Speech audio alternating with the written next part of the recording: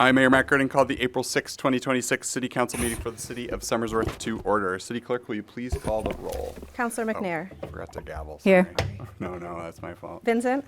Here. Gibson. Here. Parity We'll Catanzaro. be here momentarily. Michaud. Here. Witham. Here. Austin. Here. Cameron. Here. Barry. Here. All right, Councilor Vincent will now lead the council in the Pledge of Allegiance.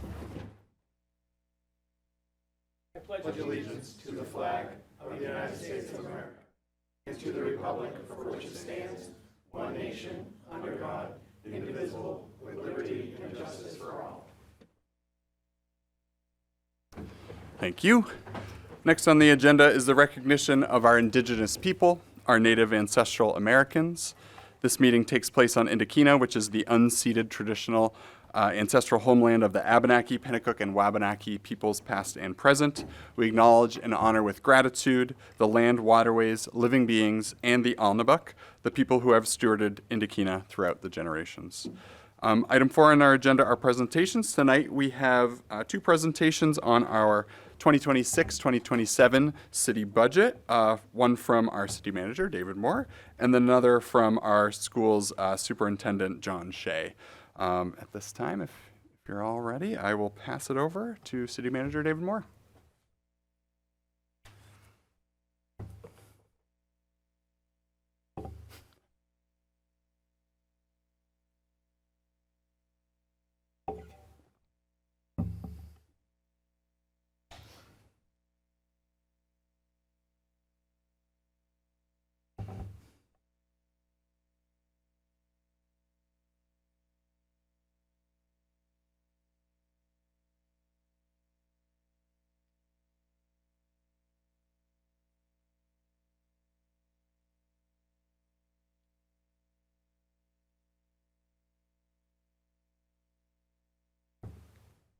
Mr. Mayor, thank you.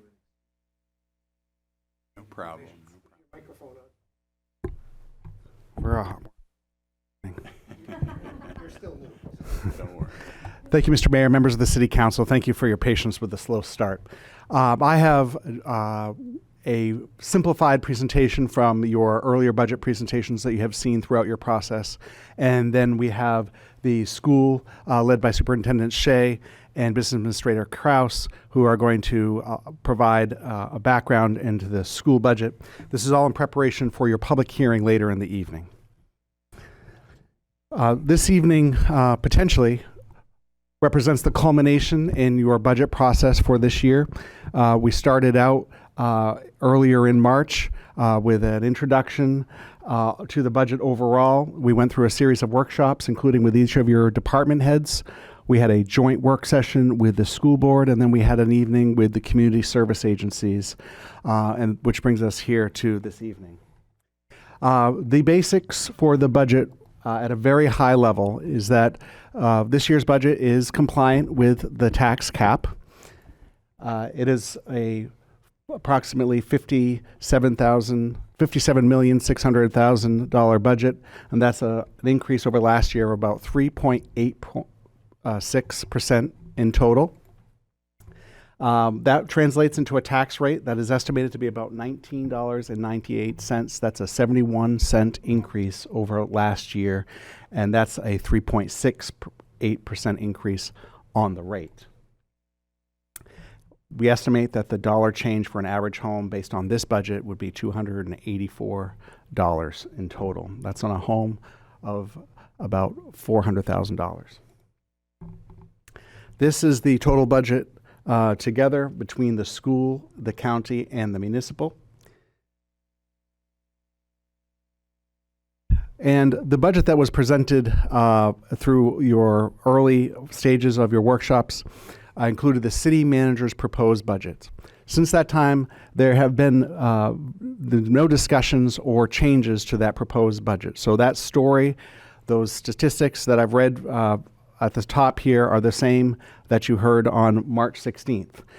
There is one variation that has been contemplated, and in this portion of my presentation, I am summarizing the discussion and the thrust of the discussion the City Council had at your workshop, joint workshop with the schools. As you know, the schools have a tax cap compliant budget that is submitted in the budget, and that's about $34.6 million. And that includes the $448,000 for the unpaid school care assessment. So you have a tax cap compliant budget of $34.6 million on the school side, and it includes about $450,000 in funds for the school care assessment. At that budget workshop, the concept of a proposed supplemental appropriation by the City Council to this year's budget was contemplated. The effect of that would to essentially free up $450,000 in that tax cap compliant budget of $34.6 million. By free up, we would say that the schools don't need to incur that expense. It can be put towards the other educational programming elements that they wish as part of their overall allocation. So, in making this proposed supplemental appropriation, which you have for first reading on your agenda this evening, you are not changing the top amount for the $34.6 million tax cap compliant budget. You are essentially freeing up space within that $34.6 million to be used for items that would otherwise need to be cut if they had to fund that $450,000.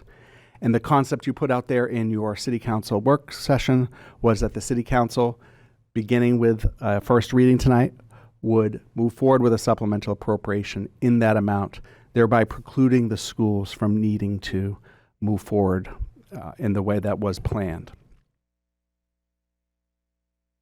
Back to the municipal budget. There are two types of drivers in summary that we're looking at, and many of them are the typical ones. We're looking at health insurance. We've told you that story about the health insurance increase this year. As always, cost of living and step increases are drivers in your municipal side of the budget. We have a new expense in retiree life insurance that is an increased expense over the past. We've talked to you about the story of needing to budget for overtime in an adequate fashion, and there's increases associated with Coast Bus this year, as well as the Stewart's ambulance that are included in the proposed city manager budget before you. There are other categories of drivers that are really strategically motivated, and we talked about these with the department heads at the department head workshop. And these, I'm calling these investments. The first driver in the municipal budget is fully funding the police department. As you know, in the current budget, there is a gap of funding for 1.5 police officers and all the associated retirement, health insurance, employment taxes along with that. This budget fully funds the authorized positions in the police department. We're also making a strategic decision to invest in seasonal employees, especially in DPW. We've heard about the needs for services of DPW. This is parks and grounds in the summer season when a lot of our hardworking plow truck drivers get that well-deserved vacation. We're looking to provide some seasonal employees to help get that work done during the good weather. Recreation programming. We're making a move in recreation to return to what is essentially pre-COVID era programming for at-risk populations for our teens, and that has a role in driving the budget partially, although a significant portion of that is offset by revenues associated with that programming. Training and traveling. This is a big piece of investment for this budget. This is particularly in the departments, police and fire, making investments in the staff there that I'll speak in more detail to. Finally, another category of strategic investments, technological investments. We're adding an important capability in the fire side with computer-aided dispatch, both software costs there as well as hardware costs. And this will be the first year that the online permitting subscription hits our budget, which is a significant step forward in our planning development services. Again, hitting the highlight of the investments in training for our police and fire. This is led by our police chiefs. Year-over-year increase between the two departments of about $45,000, and a variety of courses, concentrations, opportunities to invest in our staff resources to better improve the services for the residents and better ensure the future of our departments, both through the leadership pipeline. Finally, and this is the last section I'm going to highlight, we do have approximately the same amount of funding associated with capital improvements as your most recent budget. But even as we have gone about to try to deliver a responsible budget within the tax cap, there are projects that we were not able to fund in this budget. They include movements towards this land use regulation update that we have planned, some investments that we are in need of related to IT and network infrastructure, some future planning for our public works facility, and other drainage improvements. We will continue to work on those. We will look to find other opportunities to fund those, and you'll likely be seeing them again. There are many really positive stories on this list of capital improvements, including projects that will move forward thanks to grant writing, particularly in our police for portable radios, and in DPW for the drainage improvements through an alternative source, hopefully. All the information, if people would like more of it, is located on our website, including all of the presentations from those evenings that we spent together here. And I do thank you for that time and attention, your thoughtfulness through that process. I want to thank our department heads for their work in doing this work, as well as the Director of Finance Administration, Jordan Miles. So, Mr. Mayor, with that, I'd like to turn it over to the Superintendent. Thank you. Appreciate it. Superintendent John Shea. And Katie Kress. Simply click there. Okay. My clicker. I'll mess that up. Yeah. Thanks, David. Thank you, City Council. Our intent tonight is to provide a brief overview of context. I just want to say a few words about our school board proposed budget that we brought forth to the City Council, the difference between that budget and our tax cap compliant budget. Katie will then go into a little more detail on the revenue side and the expenditure side of both budgets, but just in a simplified version. I think we'll put up some slides just to remind folks, particularly the City Council has seen all these, but for the public that's tuning in, to know that they exist and to know that they're available. And we'll just kind of go over those things in brief. And then I will just close by giving the council a rough idea, some of the material we've already covered, of what that $2.2 million shortfall will look like, what we might be able to bring back with the school care assessment the city manager just referred to that's being considered this month by the City Council. And then we'll call it quits right there. Context by way of reminder, particularly for the public that may be watching for the first time this season, budget season. The state of New Hampshire is dead last in this country in terms of the proportion of funding that it provides to its public schools. That is important to remember.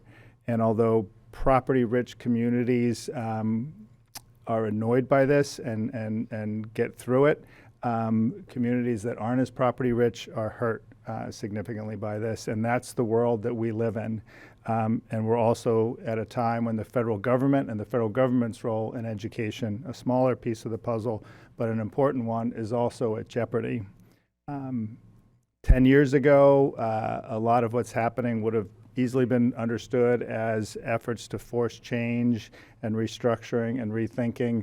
Now it is rather openly discussed that some of these efforts are deliberately aimed at eliminating universal public education as we know it, both in the state of New Hampshire and beyond. So that is the world that we live in right now. Our responsibility is to the roughly 1,300 students that showed up today and will show up tomorrow, and to do the very best by those kids that we can day in and day out. That is how we landed on the $36.8 million school board proposed, superintendent's proposed budget that we submitted to the city council. It wasn't ambitious, it wasn't greedy, it was a baby step forward in critical ways in the world that we live in right now to keep the district moving forward and stabilized. And I've talked about that over and over again. The school boards had those conversations with the city council.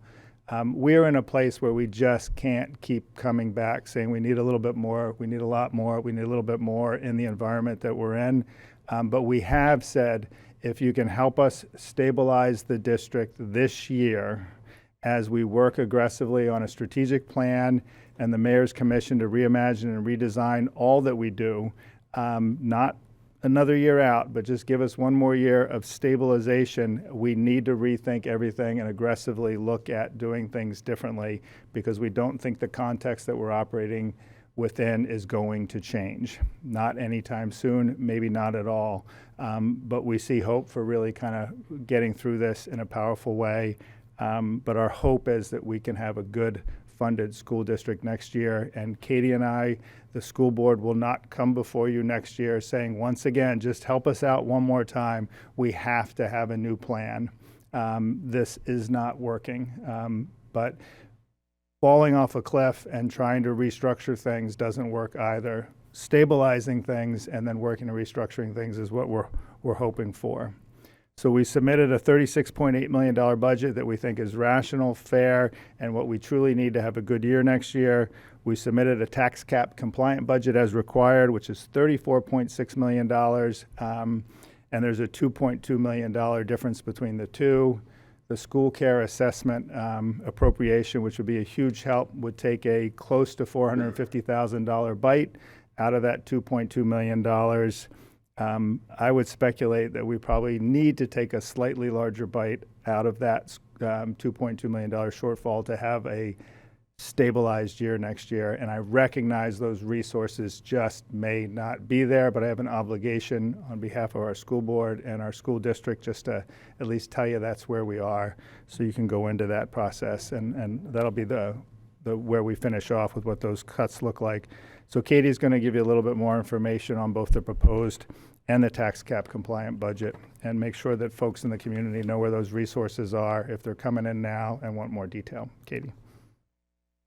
I'll Katie keep can do the- clicking. Katie can do the mouse and talk. And apparently the superintendent can't. Renaissance. Okay, so the next two slides are estimated revenue for next year. I'm not going to go through each one. This hasn't changed since the last time we presented, but you can see the various increases and decreases to our revenue. But in total, we're seeing a decrease of about $53,000 in our estimated revenue for next year. The next slide just breaks it down by the pockets of money that we receive. And as you can see from this slide, the majority of the revenue that the school district receives comes from the local taxpayers. 71% of our revenue is from local taxes. As John mentioned, our proposed budget was $36.8 million. That was an increase of just over $3 million. You can see from the chart below, the majority of the increases were due to salaries and benefits. 47% was salary increases and 35% was due to benefit increases. The rest is due to our contracted services and a small increase for supplies and equipment. Oops. And again, this is information that you've already seen, but again, salary increased by 47%. It's annual salary increases, as you can see on the slide, and then some proposed additional staff and one reduction in staff at the SAU level.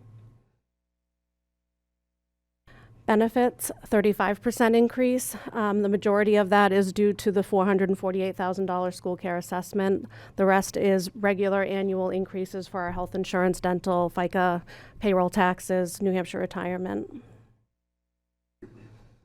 For purchase services, a 14% increase. Again, this is for our contracted services. So this is for special ed contracted services, athletics, transportation, all the things that we contract out in the district.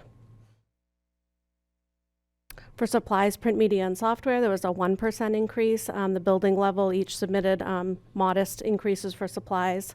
We had some facility supply increases and software increases for our technology.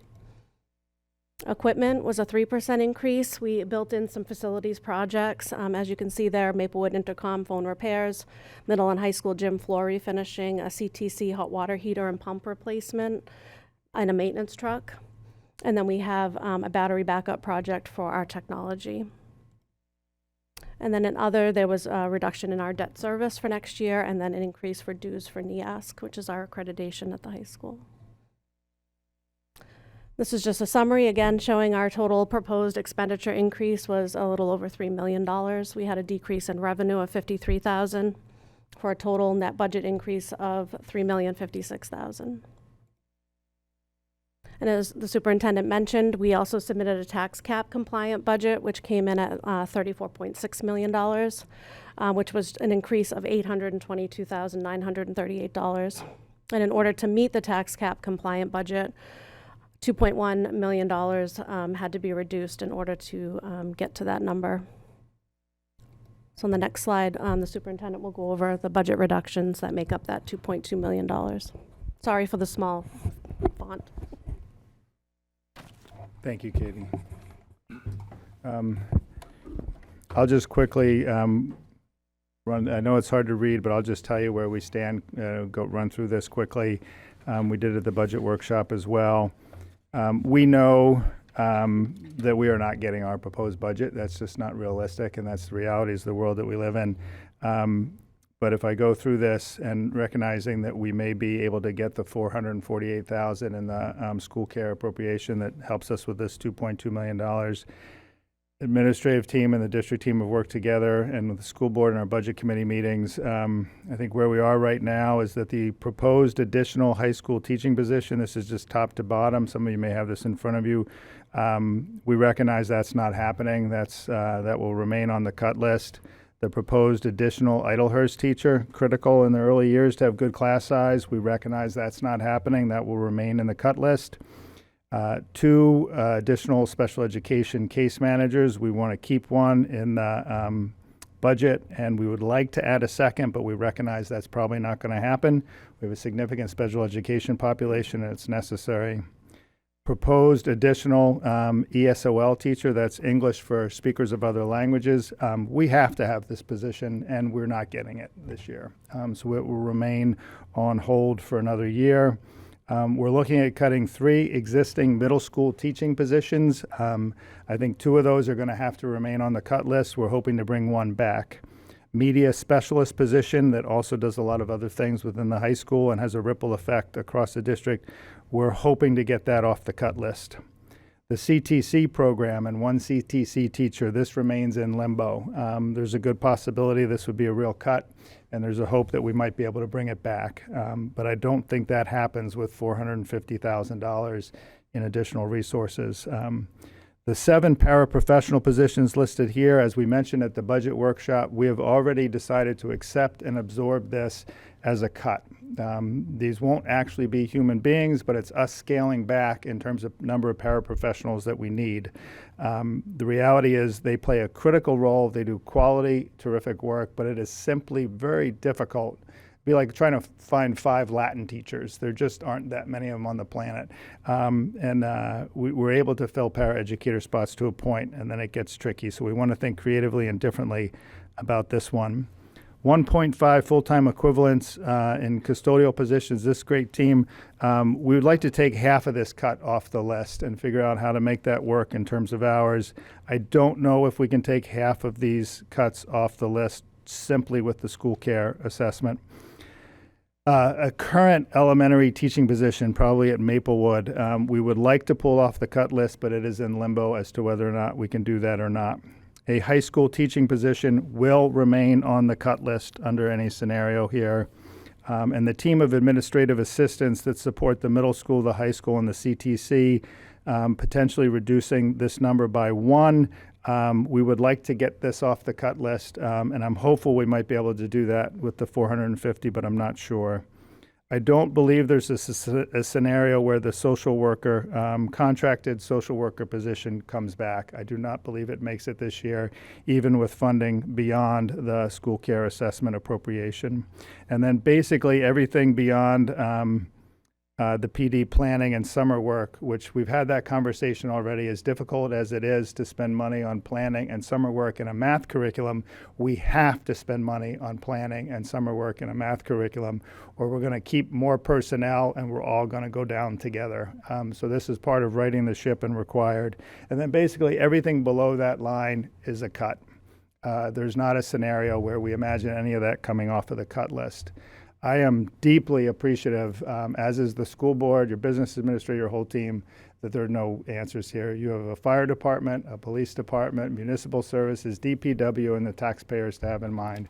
So I don't say any of that without an appreciation for the fact that there's no easy answers. Maybe there's no answers at all, but I have an obligation as your superintendent of schools just to make sure that's clear.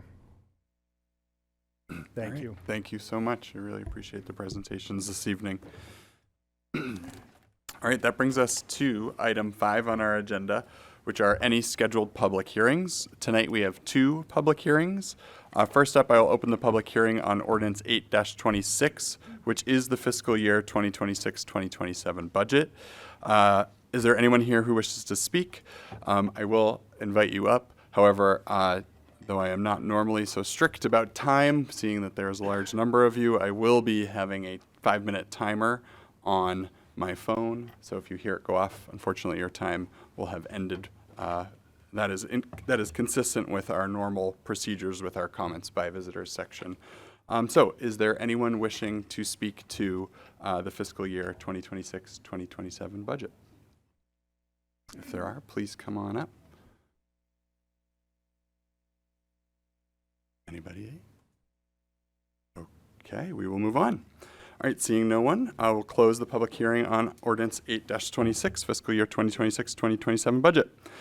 Next up, we have a public hearing on Resolution 19-26, which is a vote to approve the Somersworth School Board recommended open enrollment policy for the SAU 56 Somersworth School District. Is there anyone who wishes to speak towards Resolution 19-26? And again, same 5-minute as well. Anyone who wishes to speak? Okay, seeing none, I will now close the public hearing on Resolution 19-26. Brings us to item 6 on our agenda, which is comments by visitors. Somersworth City Council and Mayor's Office welcome all visitors and encourage you to voice your opinions and views at council meetings. In accordance with Council Rule 7-C, time limit of 5 minutes per person shall be in effect unless the council wishes to suspend the rules. Speaker shall not enter into a debate with any persons, the mayor, council members, city manager, or department heads. Is there anyone who wishes to speak tonight? Yes, please come on up. State your name and ward in which you live. And again, 5 minutes. I won't do the timer, though. Good evening. My name is Enzo Master. So good evening, counselors and. Your microphone. Oh, yeah, Push press the button. There you go. Apologize. All right, I'll start over. Good evening, Mayor, counselors, and city staff. My name is Enzo Mastriani, and I'm a resident of Somersworth. Thank you for your time tonight. I'm here to respectfully ask the council to consider a small amendment or clarification to the city's backyard poultry ordinance so that ducks may be permitted in a similar way as chickens. At its core, this is a fairly narrow request. I'm not asking the city to open the door to farming or large livestock in residential neighborhoods. I'm simply asking the council to consider whether another common form of small backyard poultry can be treated in a similar and practical way under the ordinance. For many families, including mine, this is about self-sufficiency, education, responsibility, and food awareness. My daughter, who is 7 years old, her bedtime is like 30 minutes from now, so I couldn't let her come. This is something that we see as meaningful, or see as a meaningful way to teach her responsibility, care for animals, and where food comes from in a real and tangible way. I've also tried to approach this respectfully and responsibly. I've spoken with neighbors, I've reached out to the appropriate people within the city, and I've tried to follow the right process rather than assume or force the issue. I understand there may be concerns related to nuisance, cleanliness, rodents, and compatibility with neighborhoods. These concerns are reasonable, but I do believe those same concerns could be managed through clear expectations for responsible ownership, just like they already are with chickens. If needed, I'd support practical limitations such as a cap on the number of birds, enclosure requirements, cleanliness and maintenance expectations, and any other reasonable standards the city feels are appropriate.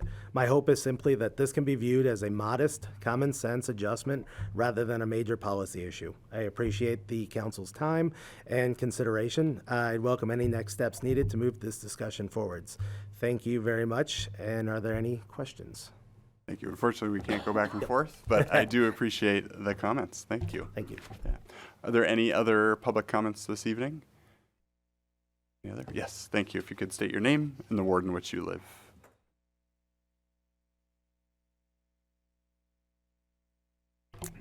My name's Richard Brooks. I live in Ward 1, and I'm sure you're well aware, I'm on the agenda tonight for Selectmen in Ward 1. I've worked as an election official for at least 10 years now. A couple vacancies due to being on the ballot, but started out as a Ward 5 election official, filling in for the vacancies that we quite often have. Even this past election, we had half of our positions for election officials vacant. Nobody even ran for these. Obviously, we need people to step up and do that. I've always done that, and Ward 1's always been full. There's never been a need for someone, so I've always filled in somewhere else as that's needed. But now there's vacancies in Ward 1, so I didn't get elected as moderator. You know, I guess if I hadn't run against somebody else who was running for it, we both could have got elected to our own things. But anyways, I've put in the application to be selectman because obviously there's a vacancy there. Even though I got a write-in on that, I wasn't selected out of the hat draw that they did, so now we got to do it this way, I guess.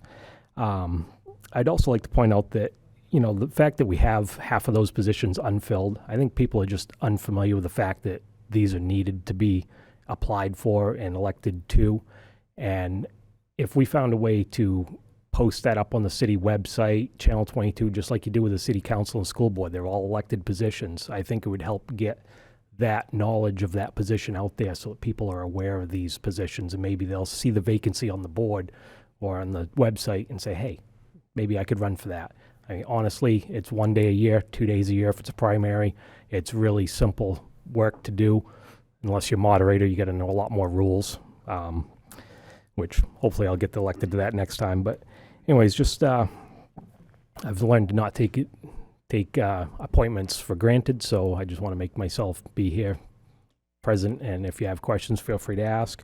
And I know that I've heard discussion about these appointed positions and having people show up for this. I'd also like to note phone numbers, emails, addresses are all on the application. You can all reach out to that person as well. These are all volunteer. We don't get paid for this. Well, the election officials do, but peanuts. You know, to require them to show up here, I certainly agree that would be a nice thing, but it is a volunteer position for a lot of these positions, and you know, it's a lot of time commitment for a volunteer. But again, thank you, and please consider appointing me to this. Thank you. Thank you. Appreciate it. Any other public comment this evening? Yeah, thank you. If you could state your name and the ward in which you live. My name's Ethan Clark, Ward 1. First, I'd like to acknowledge and recognize Lydia's House of Hope, Somersworth Police Department, and Somersworth Fire Department. This past week in our community held a food drive at the local Market Basket. Had an amazing turnout, and I thought it was a wonderful sense of community that was shared by our municipal departments. Being able to have our municipal departments present in the community, greeting children, greeting foreigners, parents, and just the sense of community really is kind of, I think, Somersworth was shown in its best light on Saturday, and part of that is because of the organizations we support, and both our fire chief and our police chief were represented there with their staff members, and it was really just an amazing day, and I just wanted to recognize and thank them. So I think everybody present should probably give them a round of applause. So, their involvement, really just wanted to shout that out. Also wanted to thank a number of the residents that are watching at home. Over this past 30 days, I've received an amazing amount of phone calls, emails. I would encourage you to redirect that contact and that correspondence to your city council members. I've been as diligent as I can to attend a lot of these meetings and give a unbiased opinion on some of these matters that are coming up. I also want to recognize the school board and Superintendent Shea. I have had some disagreements with certain policies and presentations, but we've been able to have an incredible dialogue, and I would say that is one of that correspondence is what has made America great in my eyes, is how people can have disagreements and work through them for their community to be in a better spot. And I just want to recognize them, specifically Maggie Larson as well. She does an amazing job trying to advocate for our kids. With that said, I also don't think that that just means that we need to just open up the checkbook and send it, for lack of a better term. And I don't think that they're being careless with what they're asking for. There's intent with every single line item on the budget. But also we have to consider the people that are paying that tax bill. Two items that I want to recognize, the dollar change that you presented, Mr. Moore. I went through for the average home that has sold in Somersworth. Your presentation is obviously very detailed, but I would say the 400 sale price is less than low. It's going to affect people, the average person in Somersworth, a bit more than what was presented. I went through just even the last 12 months of home sales in Somersworth. Many of them were over 400,000. Most of them were between 450 and 500,000. So I think adjusting that number slightly, it is going to affect people a bit more. I also, from people that have reached out to me, the biggest thing that we've seen in the last 10 years is the continued decrease in enrollment. 50% of the students are currently performing below grade level, and over 60% of the staff currently live outside of our district. Those are issues that our taxpayers have brought to my attention, that we've had dialogue with the school board with. Those are concerns that we have, because it's also a little concerning that over 80% of the proposed budget is salaries and benefits. I think you'd have a much better response from taxpayers if these programs were going to programs. I don't think that's an irresponsible request. Both the superintendent and chairperson and Ms. Larson can attest that I've attended most of the school board meetings and I give dialogue. I've also attended the workshops that are available, and I've presented to this council and the school board multiple options to pursue to obtain funding outside of raising our residents' tax rate.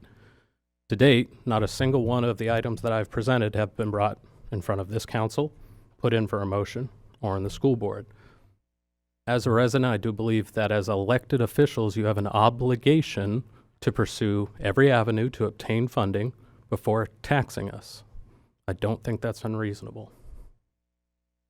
Thank you very much. Thank you. Is there anyone else who would like to make public comment this evening? Anybody else? All right, it looks like no. All right, we will move on. Brings us to item 7 on our agenda, which is the approval of the consent calendar. The chair will now obtain a motion on the consent calendar, which includes the minutes of the regular city council meeting that was held on March 16th, 2026, the minutes of the city council budget workshop held on March 19th, 2026, and the minutes of the joint city council and school board budget workshop held on March 24th, 2026. Do I have a motion? Councilor Witham? Motion to approve the consent calendar as presented. Councilor Witham moves for the consent calendar to be approved as presented, seconded by Councilor Austin. Question for the council is on the adoption of the consent calendar. If you're in favor of the motion, you'll state by saying aye. If you're opposed, you'll state by saying nay. All in favor? Aye. Aye. All opposed? All right, ayes have it. Consent calendar is adopted. Thank you. Brings us to item 8 on the agenda, which is acceptance of written communications, petitions, and donations. We have none this evening. Brings us to item 9 on the agenda, which is the mayor's report. This evening, I have 3 items I need to mention. The first was mentioned already, so I'll be brief, which was about the food drive that happened this Saturday. I got some updates on numbers from the chief and from the city manager, which I appreciated. It was very exciting to see. Thank you for those, and just wanted to share some facts about what was done over the weekend to help our community. There was over 5,000 pounds of food that were donated and over $1,100 in cash donated, as well as a number of gift cards that have yet to be counted. I thought that was phenomenal to hear the amount of support that these organizations were given by this community. They then took those donated items and donated amounts and gave them out to 3 different food pantries and food banks. So 68 Hours of Hunger received 930 pounds of food. Somersworth Food Pantry received 2,100 pounds of food, and the Seeds of Faith Food Pantry received almost 2,000 pounds of food. I think that's pretty phenomenal. So thank you again, really great work. These are the types of efforts that really show how great this community is. So thank you everyone. My second item is I need to add an individual to the mayor's commission to redesign and reimagine the Somersworth School District. We have another community representative I'd like to add and officially appoint, which will be Kyla Yoder, so just for the record. And then my last item is that I'm actually going to talk about the budget. I typically don't do this, but I thought, after much consideration, discussion, deliberation, and listening, I certainly am pleased to offer my own personal recommendations to the City Council tonight regarding our budget. This is a first for me because in previous budgets, I often will yield my time and give it to the council to then debate and decide rather than take up time with the mayor's report. But I felt like I had something to say tonight. I don't know why. I feel like we have just had a really smooth, lovely budget process that, typically I would never in the past have called the budget process lovely. So it's been shocking to see that it has gone as smooth as it has. So I felt like it was worth mentioning tonight. Certainly in previous budgets, I think there was a lot more difficult decisions, a lot more things that had been undecided even to this point in the evening, or this point in the process. However, this budget went a different way, which I appreciate, and I think it was to the effort of our team of people working on it behind the scenes. So this year, with this budget, I am confident and prepared to recommend to the City Council that you pass the budget as presented this evening. Certainly no budget is ever perfect. I want to be clear on that. It's unfortunate, or it is an unfortunate reality that we all have to, deal with as elected officials, that we often get things that are imperfect. There are pros and cons to literally every decision that we make. I certainly more than understand if the council decides tonight to amend the budget. You have every power to do that. And again, you're welcome to take from here and there and move and shuffle if you need to.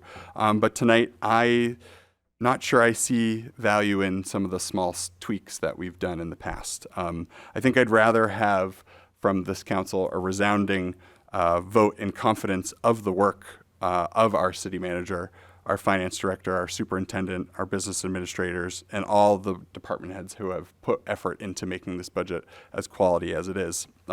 They've all listened to your requests as counselors, listened to the ideas and desires of our citizens over this process, and have delivered a budget that I believe is as close to perfect as I think we can get, though again, perfect is not achievable. Again, this is only a recommendation. As counselors, you certainly have every right to make amendments, discuss, debate, alter the budget as you see fit. But I'd like to note that we have already actually spent more time than ever in this year's budget process over the numerous workshops that we've had than we have in years past. And from everything I've learned about this budget over the past couple weeks, I still remain confident that we have a reasonable budget that continues to provide quality services to our residents, a budget that provides as much as possible at as fair a cost to our taxpayers, and will continue to allow the city to maintain our strong trajectory forward. Certainly there are parts that are more difficult than others. Once again, thanks to our state's poorly designed funding system, which we've touched on earlier this evening, the school budget does include a number of potential cuts to services and to staff. I want to be clear that no one, including myself, ever wants to see cuts. It is disheartening to watch our city struggle to fund our schools' needs and desires year after year. Our teachers and school employees work extremely hard, and I promise you they make miracles happen with pennies. And I've seen this in my own life, my day to day. But even amongst the yearly budget battles and our decreased state aid, I continue to believe that we provide one of the best educations in Stratford County, if not the state of New Hampshire. We are making it work and have thankfully continued to come up with smart and innovative solutions to tackle these challenges. This year is certainly no exception. That's why I'm pleased to see that there is this continued goodwill between the City Council and the School Board that has resulted in the creation of Ordinance 9-26, which is the supplemental appropriation to fund the school care assessment. For those, again, who are not aware or may have missed the manager's mention of it earlier this evening, that ordinance, which is sponsored by 6 city councilors and myself, worth noting, it's before us for a first reading tonight, and it's a commitment from the City Council to pay the school district's remaining portion of the school care assessment bill, which otherwise would have rolled over into next year's budget. Again, this nearly $450,000 payment will be paid and pay off the remaining portion of the bill, and thus allow the school district to have that additional almost $450,000 of spending money, all without having to actually increase the total bottom line of their budget.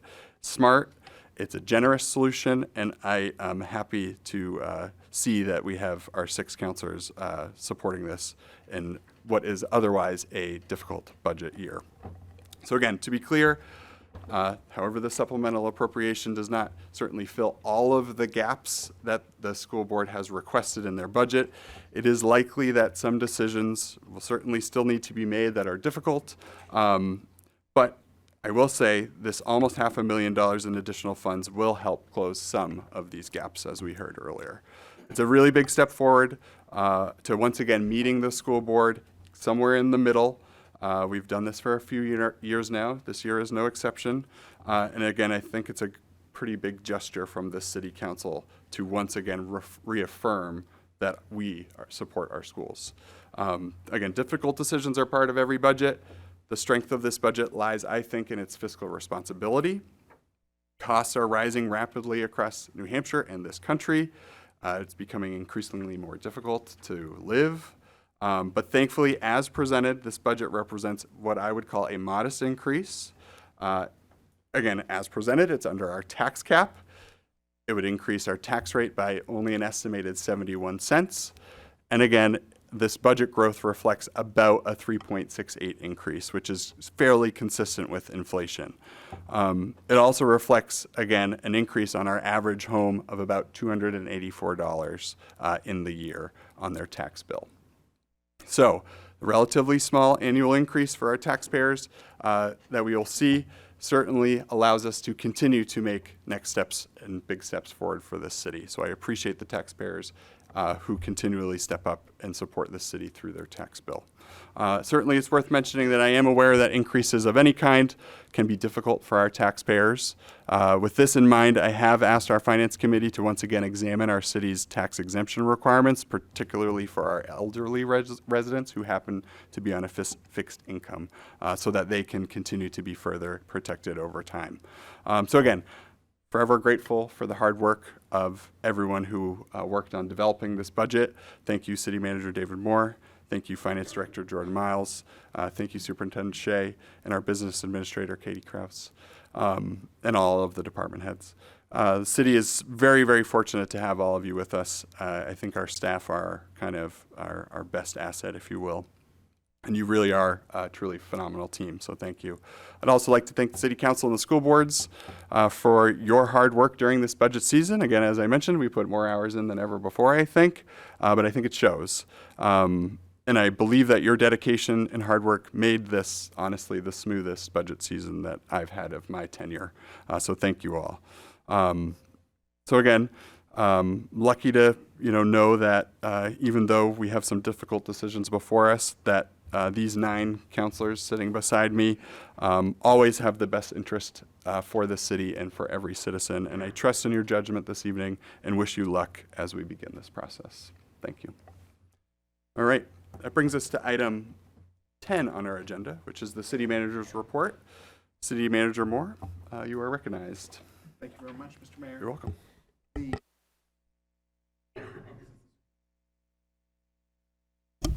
I wanted to point out, thank you, Mr. Mayor.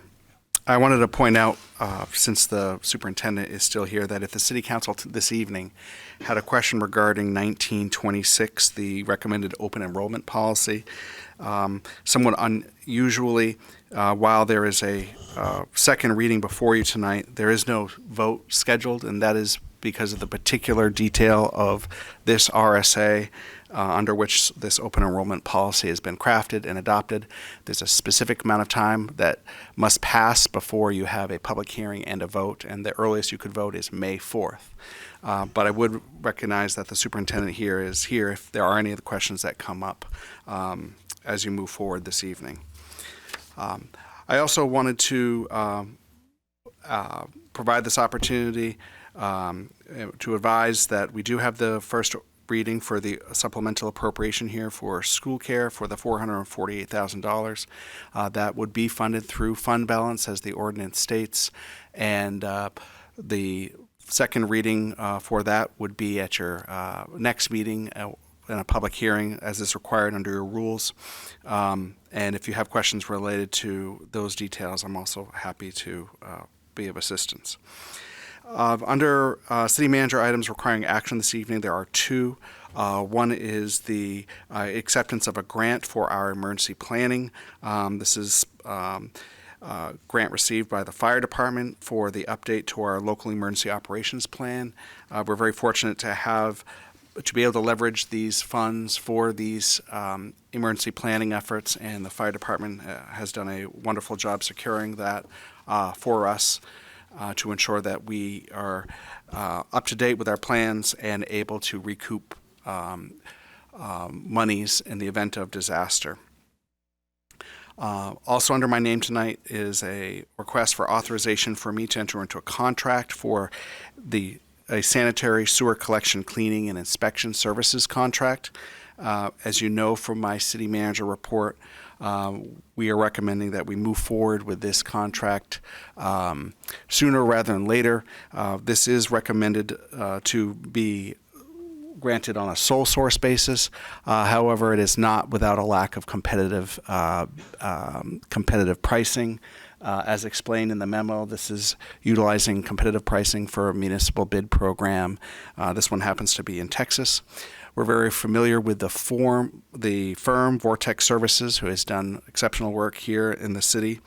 There's a particular timing piece that causes me to want to request that we make this award now.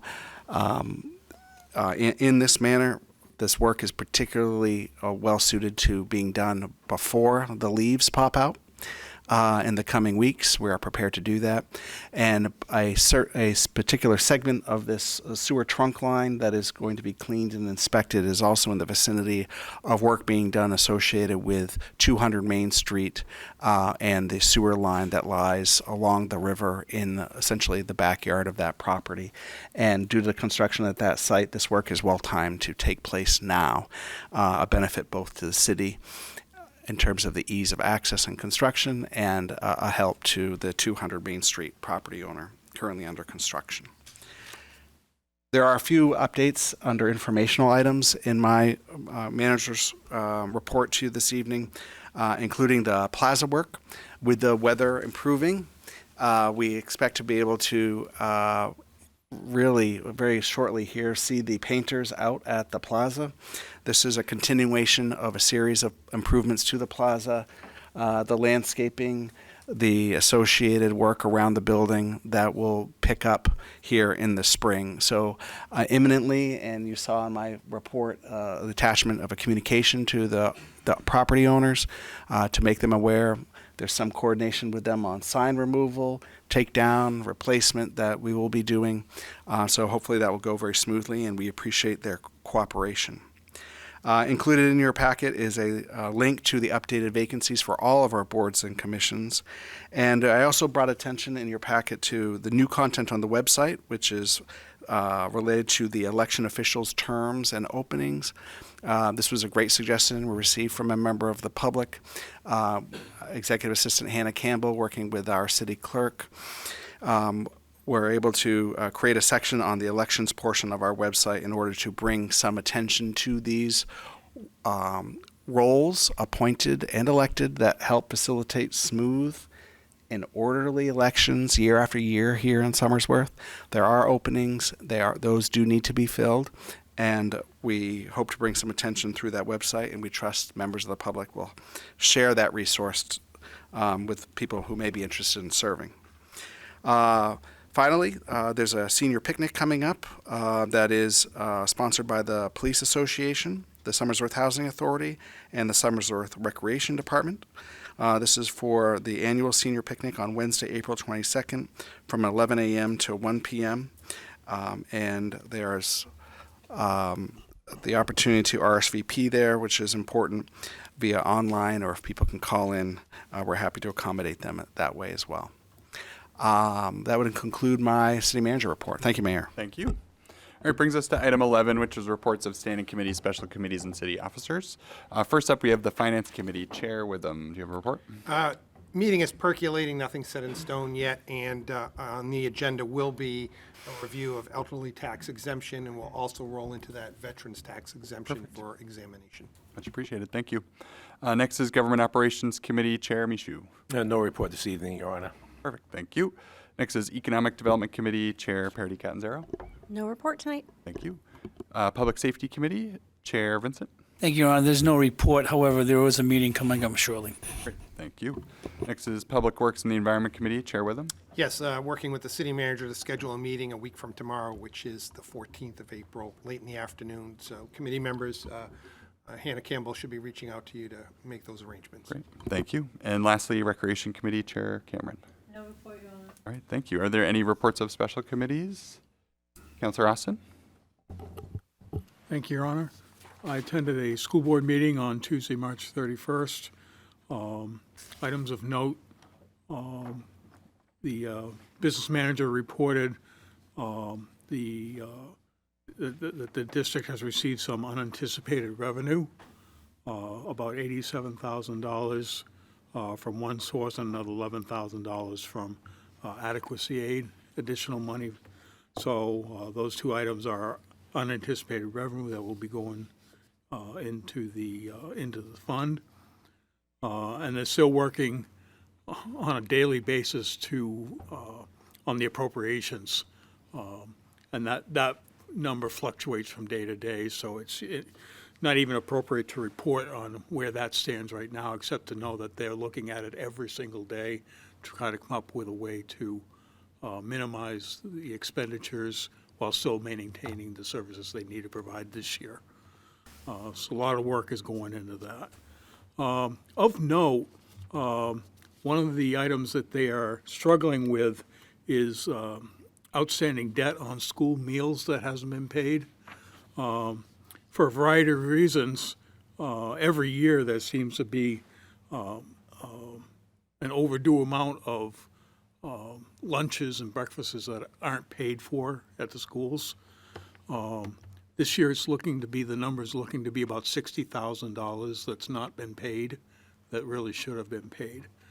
Again, there's a variety of reasons for why that number is the way that it is. Part of it is due to the fact that parents who might be eligible for free and reduced lunch don't fill out the paperwork.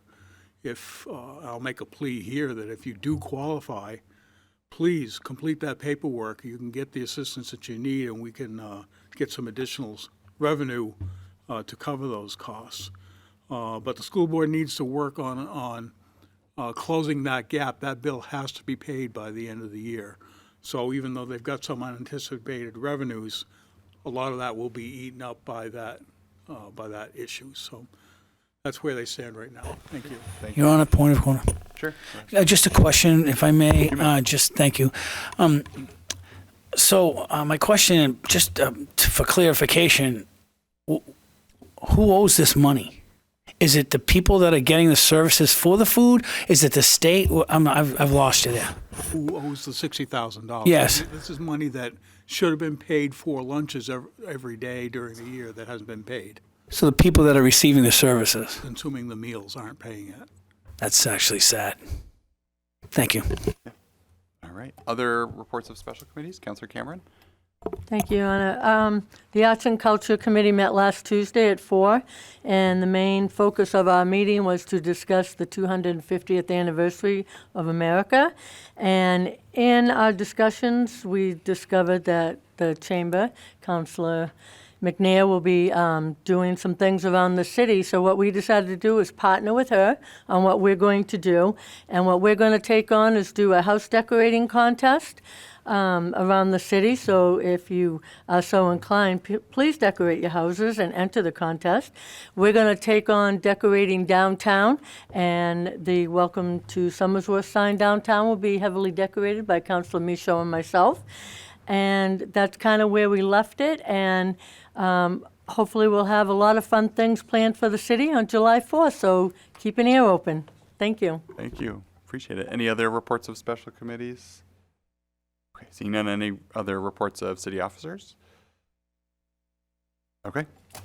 Brings us to item 12 on our agenda, which is nominations, appointments, and elections. Under nominations, appointments, and elections this evening, in accordance with Council Rule 17 appointments, the following nominees are up for a council confirmation vote this evening.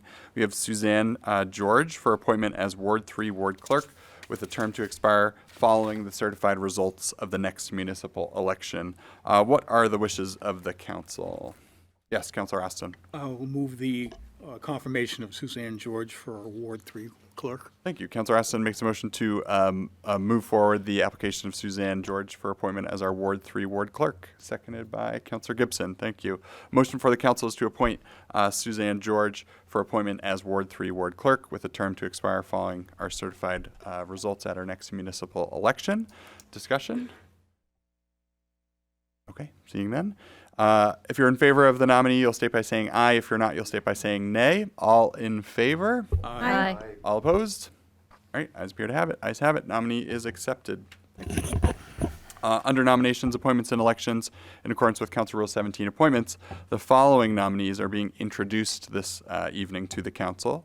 We have two. We have Richard Brooks for appointment as Ward 1 Selectman with a term to expire following the certified results of the next municipal election, and Steve Goff for reappointment as a member of the trustees to the trust fund for a term of 3 years. These nominees will stand in nomination until our next regularly scheduled council meeting. Brings us to item 13, which is items that have been laid upon the table. We have one item on our table, which is, in fact, yes, our Ordinance 8-26, the fiscal year 2026-2027 budget. What are the wishes of the council? Councilor Gibson. I move that we bring the 26-27 budget back to the council for a vote. Thank you. Councilor Gibson makes a motion to remove our Ordinance 8-26 fiscal year 2026-2027 budget from the table. Second, McNair, Councilor McNair seconds. Again, the question before the council is on removing Ordinance 8-26 from the table. This, again, is a non-debatable motion. If you are in favor of the motion, you'll state by saying yes. If you're opposed, you'll state by saying no. Councilor Witham, I just want to keep you in the loop that we are, since I know you were stepped out, we are removing Ordinance 8-26, our budget, from the table, just for your knowledge. Yeah, you're welcome. Again, this will be a quick roll call vote. So again, if you are in favor, you'll state by saying yes. If you're opposed, you'll state by saying no. City Clerk. Councilor Gibson. Yes. Parity Catanzaro. Yes. Michaud. Yes. Witham. Yes. Austin. Yes. Cameron. Yes. Barry. Yes. McNair. Yes. Vincent. Yes. All right. Ordinance 8-26 has been removed. Now that it's before us, I just want to give a little bit of guidance before we jump in. Because again, always nice to have a little guidance. Certainly, I'm asking that we discuss this like we have in years past. So for those who are unfamiliar, the process we have done is that I will step to the podium in a minute. I would like us to start by working and amending, if we have amendments, the city side of the budget first. Okay, so stick to that. I ask you keep your comments to that, your amendments to that. And this is just historically something we have done. We have always bifurcated the budget, worked on it in two halves, city side first, school side second, because, and then eventually passing it as a whole thing, because this allows me to remain with you for the beginning portion of this evening, work with you on the city side, and then when we move to the school side, as is tradition, I'll pass that over to Councilor Witham, my deputy mayor, just for that section, and recuse myself. So again, in a minute, I'll kind of have a start with the school side, and I ask that when we start, we look first at cost-saving amendments, okay? So again, propose any amendments if you have any that are specific to saving costs on the city side, all right? This would allow us to hopefully lower the overall tax burden, tax rate, et cetera. I will have my spreadsheet, as I typically do, projected up on the screen. You will see these amendments in real time, see their impacts on the budget, tax rate, et cetera, real time. All right. After that, I ask that we focus on cost increasing amendments, okay? And then once we have gone through those, I will move on to the school and pass it off, all right? Again, hopefully that is clear to folks. You guys all remember from the past? All right, I'm gonna make my move down and then we'll get going. Again, you don't have to do amendments. Just give me a moment.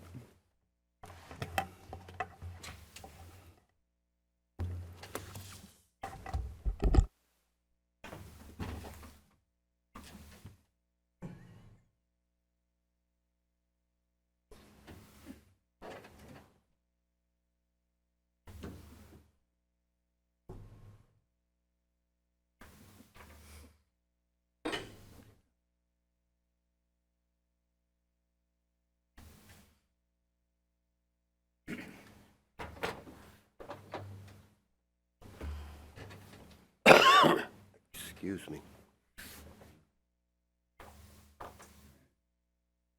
There's my beautiful spreadsheet. Hopefully you all can see. Ooh. Other notes before we jump into amendments is that when providing an amendment, I ask that you tell us the page number so that people can follow along. And then I will get the department code and all that. Might be a little slow, but it's a great way to keep everybody in the loop, everybody following along. So I will now open it up to any amendments related to the city side, related to, I think I said cost-cutting amendments first. Are there any amendments? All right, going once. Save you some keystrokes. I know, seriously, this is great. All right, I don't see any related to that. Okay, I will then ask for any amendments related to cost increases on the city side. You guys are making my job so much easier. All right. I see no amendments. Do you have an amendment, Councilor Gibson? No, I just have a question for the city manager. Sure, go for it. Okay. On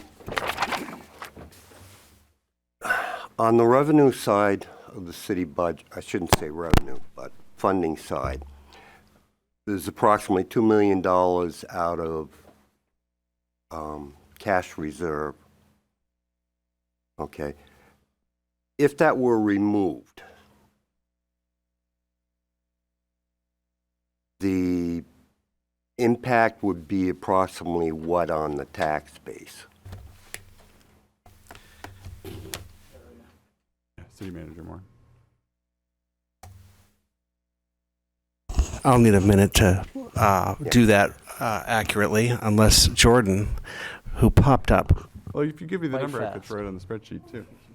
Guys, I really want to use my spreadsheet. $2 million. So $2 million would be about $1.04 on the rate. Okay. The second part of that question is, my concern is how much we're hitting the reserves over the period of years. Now, I know that you reduced the amount in your budget, which, thank you. But I'm wondering, eventually, the goal would be to no longer be hitting the reserve to pay ongoing expenses. And I'm wondering how we would approach getting there. Councillor Gibson, I'm not sure I agree with you that the goal would be to ever use zero. And the rationale for that is, hopefully we are budgeting efficiently when we seek to raise funds to provide services. And just because we raise the funds in your $58 million budget doesn't mean that our goal is to spend to zero that entire $58 million. So each year, it's reasonable to expect that we will have done better than the 58. And the way I have always thought of this is that people like to see how your savings, your efforts at saving from year to year pay off for the taxpayers. And they do. People often ask, well, I didn't spend that whole budget, or you guys didn't spend all that. Where did the money go? The money stays in the general fund, and it's used in the manner that you have described today, use of unassigned fund balance, our savings essentially, to keep us from needing to raise as much money from the taxpayers as we ordinarily would. So first of all, I don't agree that your goal should be zero. Just let me correct. I wasn't shooting for zero. Yep. My concern is that I don't want us to get into a habit of relying too much on the fund balance. And so thank you for the opportunity to speak to that, because as you know, last year we had $2.4 million use of the unassigned fund balance. This year we're suggesting $2 million. And hopefully, yes, we will be able to go even less than that. Historically, as many as 6 years ago, you were spending $800,000, $900,000 at this stage in your budget process appropriating your unassigned fund balance. I think that is a great goal to get back to. And that will be tough because in future budget years, if you're going to get down to, call it $1 million, we're going to need to find other revenues to make up that $1 million. Or if you decide to ratchet back slowly, say $200,000 over 5 years, you're going to need to find $200,000 in new revenues. So that is my effort at a response there. Hope it's helpful.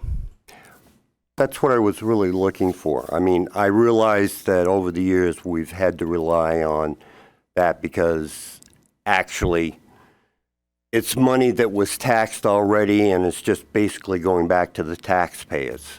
So I wanted that to be clear when we're talking about this budget. But obviously the goal that I have in mind for us, and I assume everybody else, is to maintain that as much as possible so that we do have the funds available when stuff like school care assessment. Thank you. Drew a total blank there for a second. Comes up, we have the funds available to meet those demands. And I would consider as an amendment for the budget this year. I know it sounds kind of strange after what I just said, but I would like to see a small increase in funding for the school department on this budget. I don't know what people would feel would be reasonable, but $250,000. I do want to remind you, we're not yet at the school portion. If you do have an amendment I'm sorry. related to that, I ask you I'm hold talking off out on of it. turn. You're right. I will say that any increase above, just for context, $3,675 would require a tax cap override. So if you're looking to add funds in any direction, if we do not want to go over the tax cap, you will need to find money elsewhere, just FYI. Okay. I do have on my list, Councillor Witham, do you have an amendment related to cost increases? No, but I do have a comment with regard to the city budget. I will allow it. Thank you. I think as you saw, just you witnessed here, I don't suspect there are going to be any amendments to add or subtract. I mean, there was silence here, so I'll take that opportunity just to speak sort of at a 60,000-foot level of the city budget. In general, it maintains services at an existing level and maybe even improves them in some areas. A couple of examples of that, an improvement would be the seasonal staff at DPW that was spoken of, that the manager has included in his tax cap compliant budget. We are funding the police department fully for all designated sworn officers at a full funding level. We've funded training. There has been a slight decrease in road resurfacing, but I think all in all, if you look at the city side of the budget, it maintains what we have in a tax cap compliant budget.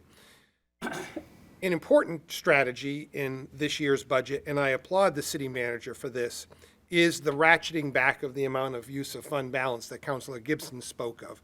I have long flagged this as a destination that we didn't want to be heading in, so I applaud the effort to at least begin ratcheting it back. We didn't get to the use of fund balance that we got to overnight. We're not going to get back to where we want to be overnight. It's going to be a gradual ebb backwards. I also want to flag that city manager and finance director were quite keen in identifying that our municipal services funded through the general fund were offsetting some of the costs that should have been incurred by our enterprise funds. And we're now more adequately balancing that in this budget. So it shows as a revenue on the city side of the general budget allocation here. So I applaud that as well. It's correct, it's explainable, it's all of those things. So for the city side, I think we're appropriate in so many ways that there's not much that I want to do with the budget anyway. So thank you for allowing me to speak to that. Absolutely. Councillor Vincent, you're next. Do you have an amendment related to cost increases? I don't, but I have a comment if you may. Yes. Yeah, so on the city side of the budget, I'm actually very happy. I think in years past, prior management has suppressed the city side sometimes. I'm very excited that the city side has got coming up to par, so to speak. However, I'm very deeply saddened that the insufficient money that's going to be given to the school. One comment about the $2 million, and I'm not saying the city manager's wrong, maybe it was fast math. $2 million divided by 11,000 and 1 penny per 11,000 is $1.81. That's where my math comes, not $1.04. Not that it matters. I'm just saying it's $1.81. Maybe I'm wrong. However, I just want to get back on the fact that, yeah, I'm glad, with today's, for the city side, with today's law enforcement, bringing that up to par, especially in the Department of Evidence Control. It's such a liability. I've had talks with the police chief. I'm ecstatic that it's time to get corrected. And then on the other hand, I spent many years in the fire service here and paid for my own training for 30 years. And not all of it, but most of it. So I'm glad to see that the training is going to the police department and the to the fire, and along with the other departments, such as planning. Planning now has more computer programs that they can purchase and get up online to help things like builders and so forth. So I am just ecstatic. However, I'm deeply saddened on the school side. Thank you. Thank you. Councillor Austin, I saw a hand. Do you have an amendment? I don't have an amendment, but I have a motion. Point of order, please. Sure. I would like to make a motion to waive rules to allow the finance director to answer a question for us. Yeah, again, I'll do it, see if there's any objections, and then if there aren't any, I think we can just move forward. Are there any objections? No, I see none. Yes, we can allow him. I'll share the mic.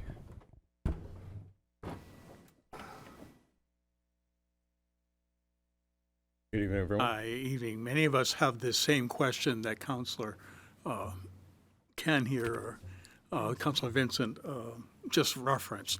Can you give us the actual number of what $100,000 change in the budget equates to in a tax rate? Yeah, so $100,000 is a little over 5 cents on the tax rate. 5 cents. So that means every penny is about just under 20,000, about 11,000. It's based on $1,942,000,000 valuation. Can I follow up with a question? Just be. Let me make sure Councilor Austin's okay, because he has the floor. Is that okay if he has a question? I'm fine. I just wanted us all to be on the same page. Sure. here. Right. Yes, go ahead. Years Councilor Vincent. past, though, what is the 11 cents then? I mean, the 11,000 being 1 penny. How come I had that knowledge? It probably was before the reval, if I had to guess. Oh, before the reval. Yeah. Thank you so very much, and I apologize. City manager, I guess I just don't know everything. That's a shock. That was a good, No, good it's not a shock. clarification. Good clarification. All right. Are there? It was good. I'm glad we clarified. Other cost increasing amendments? Okay. I don't see any. That means I will turn it over to my friend over there, at-large Councilor Witham, who will now be Deputy Mayor. Thank you. I recuse myself. Thank you. Brings us to the school portion of the budget. Are there any amendments to be offered to the school portion of the budget?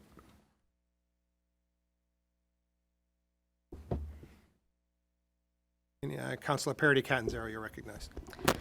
So in following the process that we did earlier, it sounded like potentially Councilor Gibson was referencing an increase in what we were using from the fund balance perhaps to offset raising the school budget. So are we looking for separating like revenue from, what's the other word, expenses, or are we just looking for any amendment? We're looking for any amendment. So again, as the mayor spoke to, any amendment to add to the school department budget that would be in excess of that $3,000 figure would ultimately require 2/3 vote of council because it is a tax cap override. Any amendment that would choose to change the amount of fund balance we're using would require a vote of council as well, because that's an amendment to the budget as a whole. Right. So if there is an increase on the revenue side, does that not increase that 3,000 plus? So it I'll defer wouldn't to the city require manager. a tax cap override if we did that, which essentially would be finding that money elsewhere to be budget neutral. I think the 3,000 you're referring to is the amount that we're under the tax cap right now.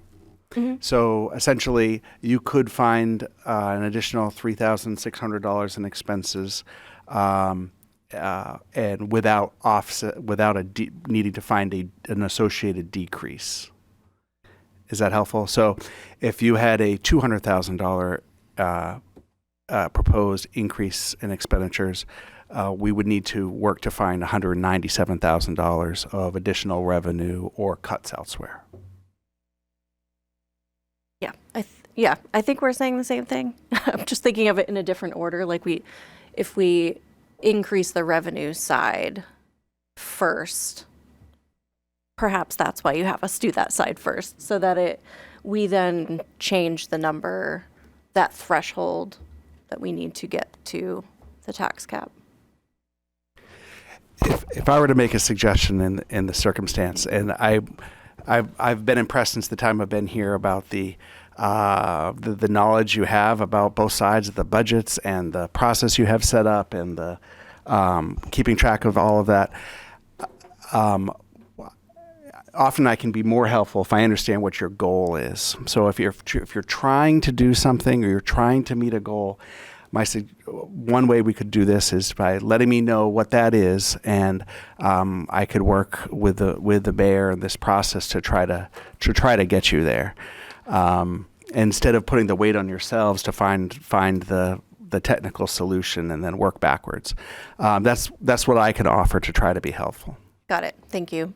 So instead of discussing in hypotheticals, I want to throw something out for conversation before making an amendment, just to sort of see what folks' reactions are. And that would be, in order to avoid some of the line items on the school budget side that I think concern us all, the difficult decisions that need to be made there, I would love for us to find some solution to be able to raise the school board side of the budget. And one solution was mentioned earlier, I think, which was, in order to balance that out and still remain under the tax cap, we could add the amount that we are increasing the school budget by to the amount that we are taking out of our general fund. And as people think of that, I think I'll ask the question of, I know that we've had before, like, here's the range you should be in for a healthy fund balance. I know we're in that now. Can I just ask for a refresher on where our general fund is now in relation to that sweet spot, if you will, of where we should, the range that we should be in, knowing that we haven't closed out this year yet? We are certainly towards the higher end of that range. I believe it is between 7% and 17%, and we're about in the high 14s right now, as I recall, off the top of my head. Got it. Thank you. That will be the end of my comment. I'll just wait to hear from other counselors. Thank you. I'll recognize Councilor Austin next. Thank you. I'd like to suggest, as an alternative to taking money out of the fund budget for the purposes of discussion of the budget tonight, an alternative might be, when we get to the second reading on the supplemental appropriation, would be to increase the supplemental appropriation amount to something other than what's on the proposal. That's an alternative that we may want to consider. If I could ask the city manager a question. There is a public hearing slated on that supplemental appropriation. If it was meaningfully changed, would that not trigger another public hearing at a future meeting? I think that it would, although I would note we do not have a public hearing for that supplemental this evening. It's a first reading only. So it could be amended at second reading, I suppose. But I want to caution something very structurally important here. The concept of the supplemental appropriation is for your current budget. So the first reading supplemental appropriation would be for your FY 2025-2026 budget, which we are in now. You are using, through that supplemental appropriation ordinance, you're choosing to raise the use fund balance to offset the one-time costs associated with their school care bill. That's within this current budget. Thank you for that clarity, Manager Moore. Just to answer Councilor Parady's Catanzaro's question, I don't think I have an appetite to dig into fund balance more. Again, I'm on board with using almost $450,000 for the school care assessment. I've always viewed the fund balance as for sort of one-time, sort of emergent expenses. I've always struggled with it as a budgetary tool to artificially lower the tax rate. We've used it for some important projects, one-time things, not for ongoing budgetary things. When we use them to augment the budget, it sort of bakes you in and it's hard to get it out. This is the first time that we're able to ratchet it back a little bit, which I think is meaningful. So I'm not so sure without a more convincing argument that I would support that personally. That's just me. Councilor Vincent, you're recognized. Thank you, Ron. I just want to make sure everybody's clear with that. That means that if you take money out of fund balance now, next year, you have to kind of find that money again. Am I right? Yes. Okay, so that means if you take $250,000 out and it costs, 5 cents on the dollar or 10 cents on the tax rate, you have to, that just continues to go forever. You have to find that. That's why that's not a good choice. You couldn't have said it better, Council Witham, that the one-time funding, such as the insurance, right? That's a one-time funding. That doesn't continue every year. That's a one-time thing, so it works. Thank you. Further comments, any additions or deletions to the school department section of the budget? Seeing none, I think we're now in line, Your Honor, to discuss the budget as a whole, so I'd invite you back. I'm back then. All right. It sounds like we have no amendments this evening. I'll be looking then Move for a adoption motion, of the yeah. budget as presented. I'd like to second that. Councilor Witham moves for an adoption of Ordinance 8-26, which is the fiscal year 2026-2027 budget, seconded by Councilor Vincent. Again, the motion for the council is on the adoption of Ordinance 8-26, the fiscal year 2026-2027 budget, as presented. Discussion. Councilor Parity Catanzaro. Yeah, just to wrap that up, I thank my fellow councilors for this discussion. It was really helpful. I think it's very compelling that we're trying to go in the other direction there with our fund balance, and it doesn't seem like anyone else is jumping on that. I do want to just comment though with relation to the cuts, the proposed cuts that we saw. There's not a final list, if you will, of the decisions that are going to have to be made. So we don't know what those are going to be coming out of this. I think if there was a world in which we would know that like several months from now, another $1 million is just going to drop out of the sky and we could have saved those jobs or make sure that they don't go away or not make those cuts, we would all welcome that.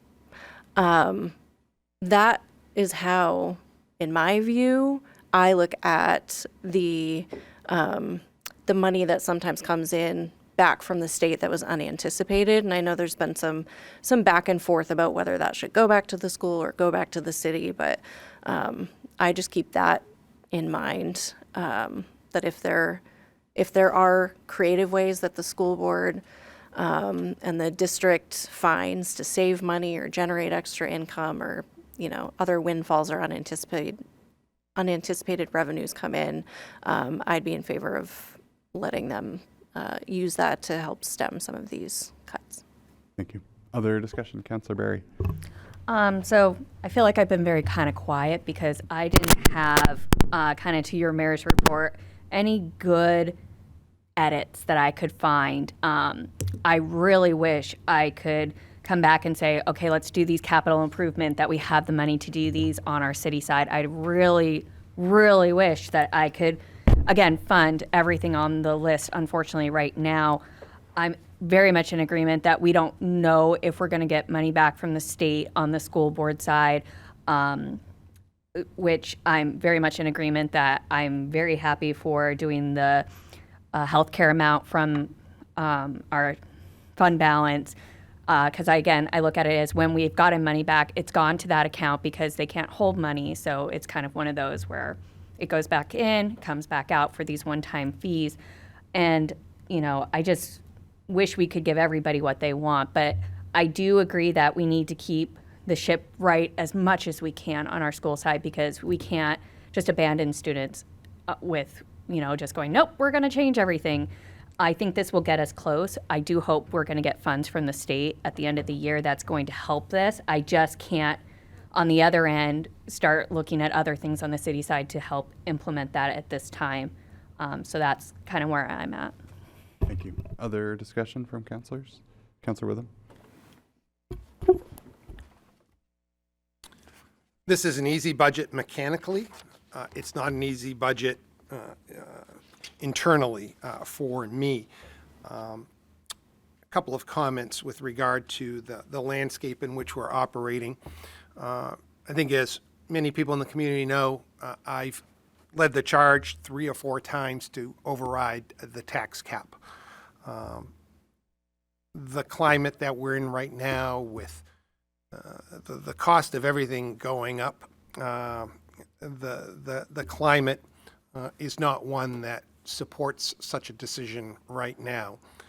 And that's, again, coming from a guy that's led that charge several times and may again in the future. It's just not now. There are some in the community that think spending up to the tax cap, which we are in essence doing, shy of some $3,000, is inappropriate, and we should have a number even less than what we're motioning to approve here tonight. I would argue that this is, although a challenge for some, and we will examine elderly tax exemptions, which may not impact this, but a few months ago, I reported out after a finance committee that we looked at tax deeded properties. These are properties where people have failed to pay their property taxes because one would assert that they were unable to. That list was the smallest it's ever been in my 15 plus years on council. That's at least one metric that says people, at least, and I understand some people may be struggling to make that payment, but people are making that payment. I ran for the city council 15, 16 years ago, whatever it was, because I wanted to make Somersworth better tomorrow than what it is today. I don't know if I'm a Republican. I don't know if I'm a Democrat. I don't know if I'm an independent. I have no idea what I am, right? So don't ask, right? I'm undeclared when I walk in here. That's what I know. I'm not here for political reasons. Certainly not here for the $81.04 a month. I am here because, like I said, I want to make Somersworth better tomorrow than it is today. Now, saying that, everybody would say, well, geez, then override the tax cap. No, that doesn't necessarily make us better, right? A few months ago, we approved a couple of contracts for the school department with pay raises that we had a very frank discussion about our ability to pay for those. And it was recognized, I think, by all of us and was purported to us that this is important to keep quality staff here in the district, even if it means a tough decision down the road. And here we are with that. I understand that, right? That was a choice that many of us made and understood. Again, is the budget perfect? No, it will never be perfect, right? There are winners and losers in the budget all of the time. Again, people think we don't spend enough, we spend too much. What I know is that we spend a lot of money and don't get everything that we want, right? We are far from getting everything that we want. This is a balance in a year where balance is important. So I'll leave it at that. Thank you. Other discussion from councilors? Okay. Seeing none. If you're in favor of passing Ordinance 8-26, which is the fiscal year 2026-2027 budget, you'll state by saying yes. If you are opposed, you'll state by saying no. City Clerk, will you please call the roll? Counselor Witham. Yes. Austin. Yes. Cameron. Yes. Barry. Yes. McNair. Yes. Vincent. Yes. Gibson. Yes. Parity Catanzaro. Yes. Michaud. Yes. All right. Ordinance 8-26, fiscal year 2026-2027 budget has been adopted. Congratulations, everybody. Great job. All right, I'm going to come back up.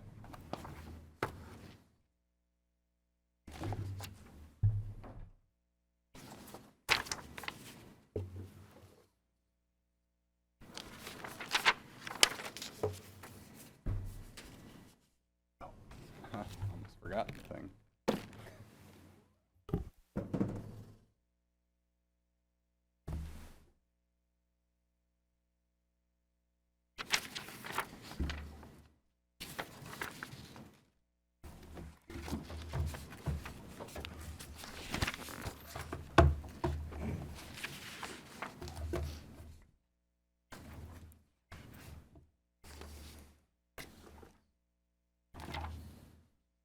right, thank you for your patience. All right, brings us to item 14 on our agenda, which is considerations of ordinances and resolutions. The chair recognizes the clerk for a second reading of Resolution 19-26, which is a vote to approve the Somersworth School Board recommendation, recommendation, I don't know, I have a typo, I apologize, on open enrollment policies for the SAU 56 Somersworth School District. City Clerk. Resolution number 1926, vote to approve the Somersworth School Board recommended open enrollment policy for the SAU 56 Somersworth School District. Thank you. Per New Hampshire RSA 194D3, a vote on this resolution will need to be scheduled for our May 4th meeting during our regular city council meeting. Per the law, the vote cannot take place this evening. It must be 30 days after. So even though it is in second reading, I'll be looking for a motion to table Resolution 19-26. Councilor Austin. Councilor Austin moves to table Resolution 1926. Second. Councilor Vincent. This is a non-debatable motion. The motion before the council is to lay Resolution 1926 on the table. If you're in favor of the motion, you'll state by saying yes. If you're opposed, you'll state by saying no. City Clerk, will you please call the roll? Counselor Austin. Yes. Cameron. Yes. Barry. Yes. McNair. Yes. Vincent. Yes. Gibson. Yes. Parity Catanzaro. Yes. Micho. Yes. Witham. No. Oh, doesn't want a table. There's something there. You're good, you're good. I'm just messing with you. It's Resolution 1926 will be on the table. Thank you. Chair recognizes the clerk for a first reading on Ordinance 9-26, which is a supplemental appropriation to fund the school care assessment. City Clerk. Ordinance number 926, supplemental appropriation of undesignated fund balance for the school department school care assessment, April 6, 2026. The City of Somersworth ordains that pursuant to Section 7.7A of the City Charter, the annual budget for the City of Somersworth for fiscal year 2025-2026 is amended as follows. Appropriate $448,312 from the undesignated fund balance for the remaining balance of the FY 2026 school care assessment. Original budget, $33,799,350. Amendment, $448,312. Revised budget, $34,247,662. Approved as to funding, Jordan Miles, Director of Finance and Administration. Recorded by Kristen LePan, City Clerk. Background. This ordinance appropriates money from the undesignated fund balance to pay the remainder of the school care assessment received by the school district in FY 2026. The remainder of the assessment totals $448,312. The original assessment was for $672,467, and the school has already paid $224,156 from their current operation budget. This ordinance requires a public hearing and requires a 2/3 majority vote of the City Council after the public hearing, subject to Section 7.4.1 and Section 7.7A of the City Charter. This ordinance shall take effect upon its passage. Sponsored by Mayor Matt Girding and Councilors David A. Witham, Donald Austin, Bonnie McNair, Laura Berry, Crystal Parity Catanzaro, Kenneth S. Vincent, approved City Attorney. Thank you. Ordinance 9-26 will remain in first reading until our next regularly scheduled meeting. Councilor Cameron? May I be added as a sponsor? Absolutely, you sure can. Thank you. And Councilor Michu, is that an addition? Please add my name also. Absolutely. Councilor Gibson? Also as well. All three. Thank you. All right. Next on our agenda is item 15, which is city manager items requiring action. Tonight we have 2 items. First up, we need a vote to, for authorization to accept the Emergency Management Performance Grant for the community's local emergency operations plan update. What are the wishes of the council? Councilor Witham. Move that the city accept the grant. Councilor Witham moves that we accept the grant, seconded by Councilor Vincent. Again, the motion for the council is to accept the terms of the Emergency Management Performance Grant for the community's local emergency operation plan update. Discussion. City Manager. Mr. Mayor, all of these grants, believe it or not, over a value of $10,000 or more, appear before the Governor and Council, and they're very snickety about some wording associated with the local legislative body's votes.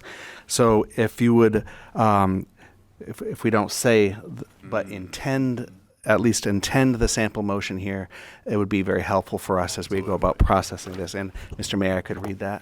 Yeah, absolutely. That would be great. this would be to accept the terms of the Emergency Management Performance Grant as presented in the amount of $5,000 for the LEOP update. Furthermore, the council acknowledges that the total cost of this project will be $10,000, in which the city will be responsible for a 50% match, $5,000, and to further authorize the city manager to execute a contract with the state of New Hampshire for this purpose and take any additional actions necessary to fulfill the grant terms. Councillor Witham, are you amenable to the change of motion? Yes, exactly what he said. Perfect, absolutely. And Councillor Vincent? Second. Yes, perfect. second that, exactly what he said, to the T. So to clarify, the motion before the council is to accept the terms of the Emergency Management Performance Grant as presented in the amount of $5,000 for the LEOP update. Furthermore, the council acknowledges that the total cost of this project will be $10,000, in which the city will be responsible for a 50% match, which is $5,000, and to further authorize the city manager to execute a contract with the state of New Hampshire for this purpose and to take any additional actions necessary to fulfill the grant terms. Discussion. Councillor Barry. I say it a lot when these things come up, but I will say it again. Why wouldn't we? That is money back in our pocket that we then don't have to spend. Well, there is a small portion, but again, then at least we're not funding the whole thing. Again, that's money we can use elsewhere, as we just went through the budget. So again, why wouldn't we? Other discussion? Okay. Seeing none, if you're in favor of the motion, you'll state by saying yes. If you're opposed, you'll state by saying no. City Clerk, will you please call the roll? Counselor Witham. Yes. Austin. Yes. Cameron. Yes. Barry. Yes. McNair. Yes. Vincent. Yes. Gibson. Yes. Parity Catanzaro. Yes. Michaud. Yes. All right. Terms are accepted. Thank you. Our next item is a vote to authorize the city manager to enter into a contract for sanitary sewer collection, cleaning, and inspection services. What are the wishes of the council? Councillor Witham? I'll do this better this time. I move that the city council authorize the city manager to enter into an agreement for a sole source basis with Vortex Services for the cleaning and inspection of about 9,000 feet of sewer trunk line along the Salmon Falls River as presented. And I'd like to second And a that. second. Thank you. All right. So again, motion for the council is to authorize the city manager to enter into a grant agreement on a sole source basis with Vortex Services for the cleaning and inspection of 9,000 feet of sewer trunk line along the Salmon Falls River as presented. Discussion. Councilor Berry. I think this is something per the city manager's report that we need to do as soon as possible, because again, it's one of those, we need to do this when it's most convenient before it causes more money or problems down the road, because more problems equals more time equals more money out of pocket. So I'm very much in favor of doing this as fast as we can. Other discussion? Okay. Seeing none. If you're in favor of the motion, you'll state by saying yes. If you're opposed, you'll state by saying no. City Clerk, will you please call the roll? Counselor Witham. Yes. Austin. Yes. Cameron. Yes. Barry. Yes. McNair. Yes. Vincent. Yes. Gibson. Yes. Parity Catanzaro. Yes. Michaud. Yes. All right. City Manager, you're so authorized. Thank you. Brings us to item 16, which is items under other. We have none. Item 17 is comments by visitors. As previously stated, the Somersworth City Council and Mayor's Office welcome all visitors and encourage you to voice your opinions and views at council meetings. In accordance with Council Rule 7-C, a time limit of 5 minutes per person shall be in effect unless the council wishes to suspend the rules. Speakers shall not enter into debate with any persons, the mayor, council members, city manager, or department heads. Is there anyone who wishes to speak this evening? All right. Again, if you could state your name and ward in which you live. Ethan Clark, Ward 1. I know everybody's sick of hearing from me at this point, but I wanted to be respectful of the time. Two things I just want to bring up now that you guys obviously have moved forward with approving the budget. It's hard as a taxpayer just not to feel like we just got double dipped on. As we've indicated, it's coming from the fund balance. Who funds the fund balance? We, the taxpayers. And it's right back into the budget. So we're already paying for it with funds we've already paid. Now it's budgeted back in. It's just hard not to feel good about that. And I guess at some point we have to win on this side. And you can still advocate for schools and support kids, even if you do say no every once in a while. Anybody who has a parent that is a parent that has children can support that logic.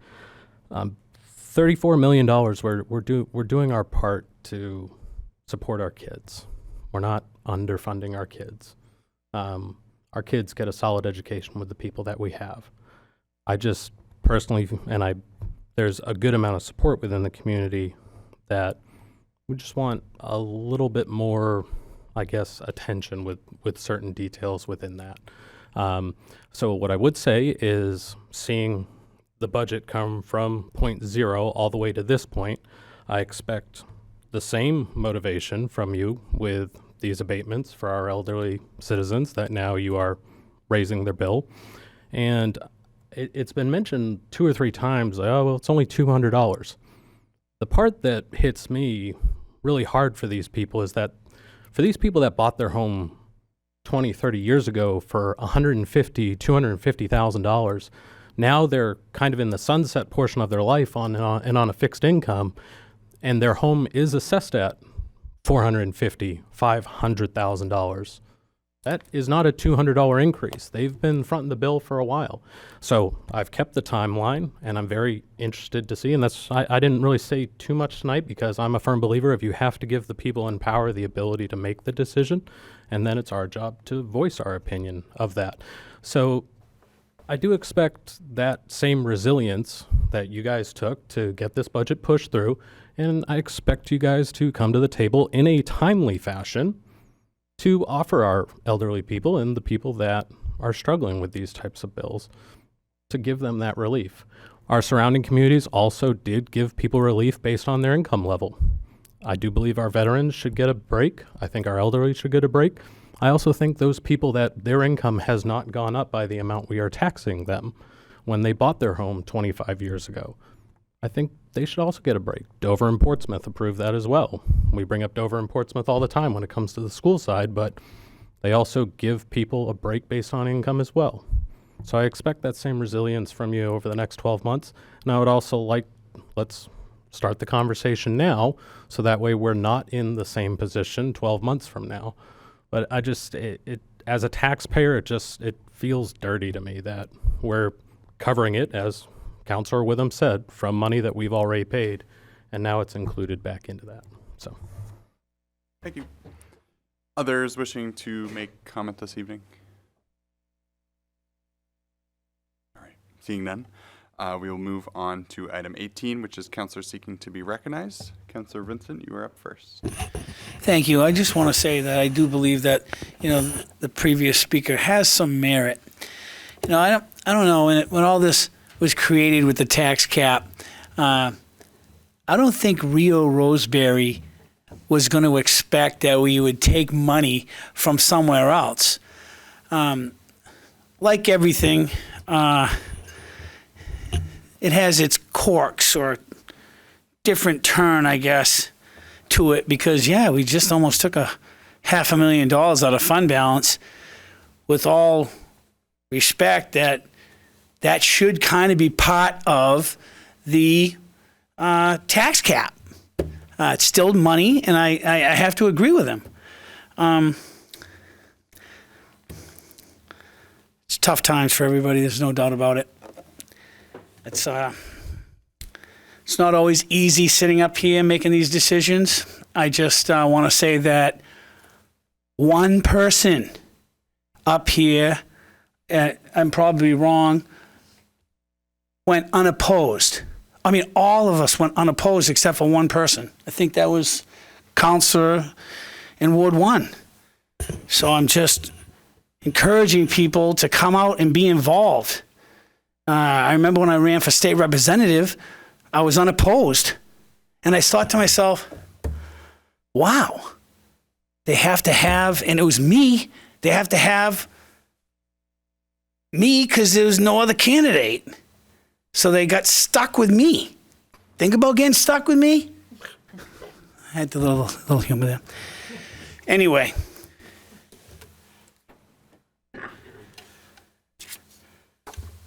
Enzo Matranio? Sorry, I just messed that all up. Nevertheless, you came up here.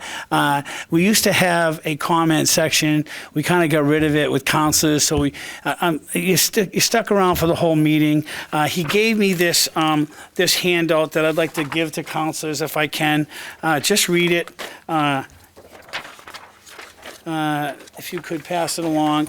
It's about the ordinance. I am pretty sure that I've talked with city staff and I've talked with Council Witham, and I'm pretty sure that it's going to be put on the agenda for the planning board. I might be wrong, but I think that's where I had last had the information. That was going to be my recommendation, so that sounds great. I guess it's going to the planning board. That's it. Thank you. Thank you. Councilor Gibson. Okay. Just a couple of quick things. I agree with the gentleman who spoke about the ducks, that there shouldn't be any more of a problem than chickens. The only thing that I would want to be considered is proper enclosure, because ducks fly, whereas chickens basically hop. I know that may sound kind of funny, but what I'm saying is ducks can cover a lot of territory. And no offense, but I don't want to look up in the sky and see a special delivery coming my way.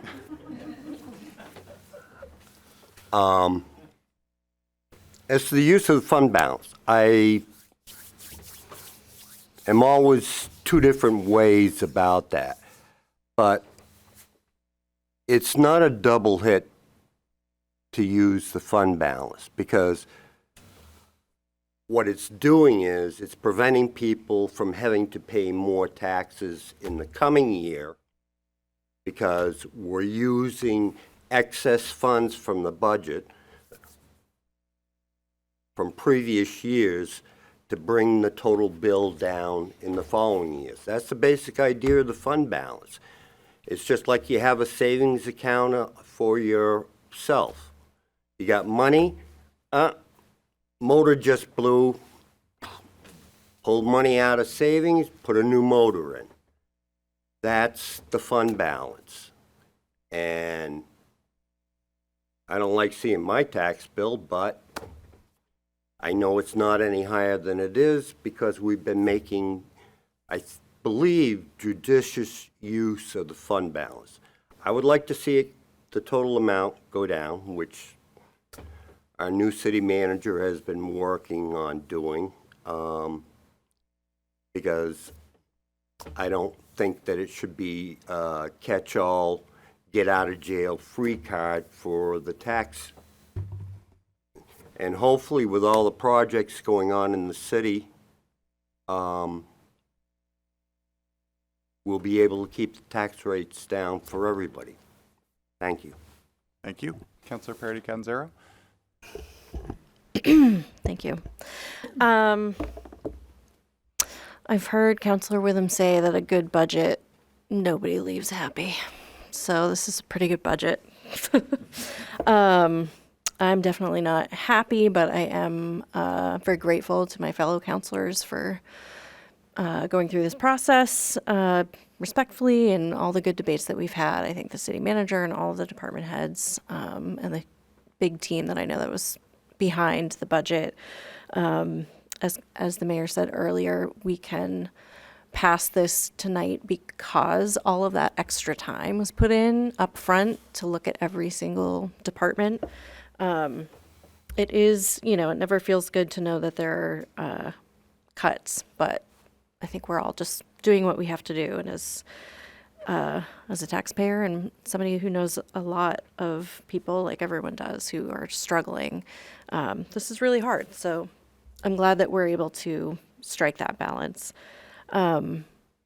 Folks may have read, as I did, I saw it today, I don't know if it came out earlier than that, but the county just announced that they are looking at having to close the Hyder House, which is a hospice house on the county property. And I just What a signal of just how tough it is for all municipalities and counties right now that, we're all having to make really, really hard decisions with our budgets. You're talking about a place that cares for people in the final hours of their lives. Our former Somersworth mayor, Lincoln Soldati, spent his final hours there. It's really sad that we are facing costs that increase as much as they do. So it's tough to keep things in check. And as much as there are a lot of terrible things going on, I just want to recognize too that I don't know if anyone else is following the shuttle today, the Artemis flight around the moon. We have broken a human record and gone further than we've ever gone before. Human eyes have seen parts of the moon today that they've never seen before. It just blows my mind. So while there's a lot happening, it kind of helps to keep that in perspective too. Thanks. Thank you very much. Councilor Michoud. Yeah, thank you, Your Honor. I just want to thank the city manager and the city staff and the department heads putting this budget together. It's not perfect, but at least it's below the tax cap, unfortunately. Wish it would be a lot lower, but it is what it is, sadly. And I also want to thank all the residents in Ward 5 that reached out to me and talked to me about the budget, and other members of the community that's not in Ward 5 that reached out and talked to me. So I really appreciate it. Your comments didn't go on deaf ears here, and I try to do my best. Thank you. Thank you. Councilor Witham.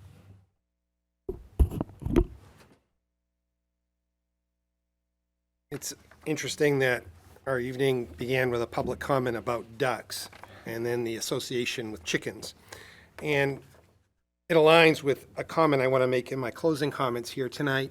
There was a recent social media post about the new apartment building at 22 Green Street that likened it to housing humans like chickens. And I was sadly taken back by that. Several of us were invited on a tour of those apartments tonight. They are spacious. They are provided with good amenities. Every unit has a washer dryer in them. The entryway is welcoming. There is a fitness center in there. Really quite nice in there. And I'm not sure if the analogy to a chicken coop was meant to say that people should be living in single-family homes or something akin to that, like many of us do. But there is a need for residential living like that. My son, who recently moved to North Carolina, he and his girlfriend live in an apartment there because he is looking to save some money. He's paying back some school loans. And I don't think that North Carolina is the forever home. So why do that right now? So apartment living makes sense for him. I have elderly relatives who forever owned a single family home, but as they aged, could no longer deal with the maintenance, the mowing of the lawn, the painting of the trim, the shoveling of the driveway, the whatever of home ownership that we all know too well, and decided to move into an apartment building much like that because it's just easier for them, and they're still living independently.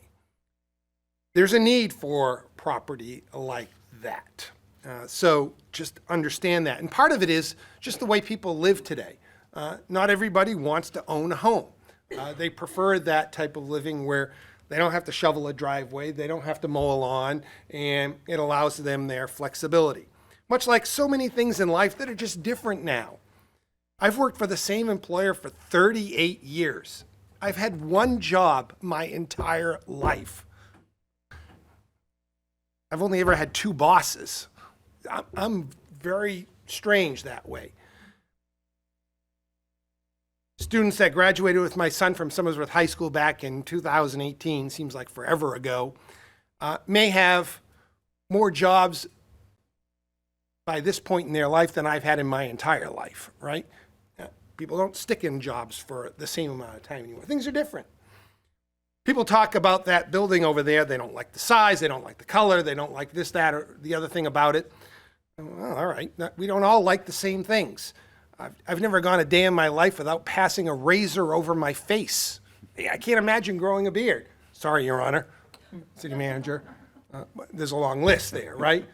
My son has a beard, and I don't understand it, but it's the way it is, right? We're different, right? People talk about, they've talked about it forever and a day, so I suspect we'll talk about this one forever and a day. The Bradley Commons building on Central Avenue in Dover. It's the one that has a bit of a red facade. No one seems to like that building other than me. I kind of like that building, right? It's fascinating how if we don't like something, we have to throw barbs at it, right? No, it's just that we're different, right? I like the color red. I drive a bright red Jeep, right? It's my favorite color, right? Maybe that's why that Bradley Commons building appeals to me. I don't know. We're different. People live differently. We live different lives. We have different motivations. We have different likes. We have different wants. We have different desires. And we need to just understand that and collectively work harmoniously together. But that seems to be lost among some. So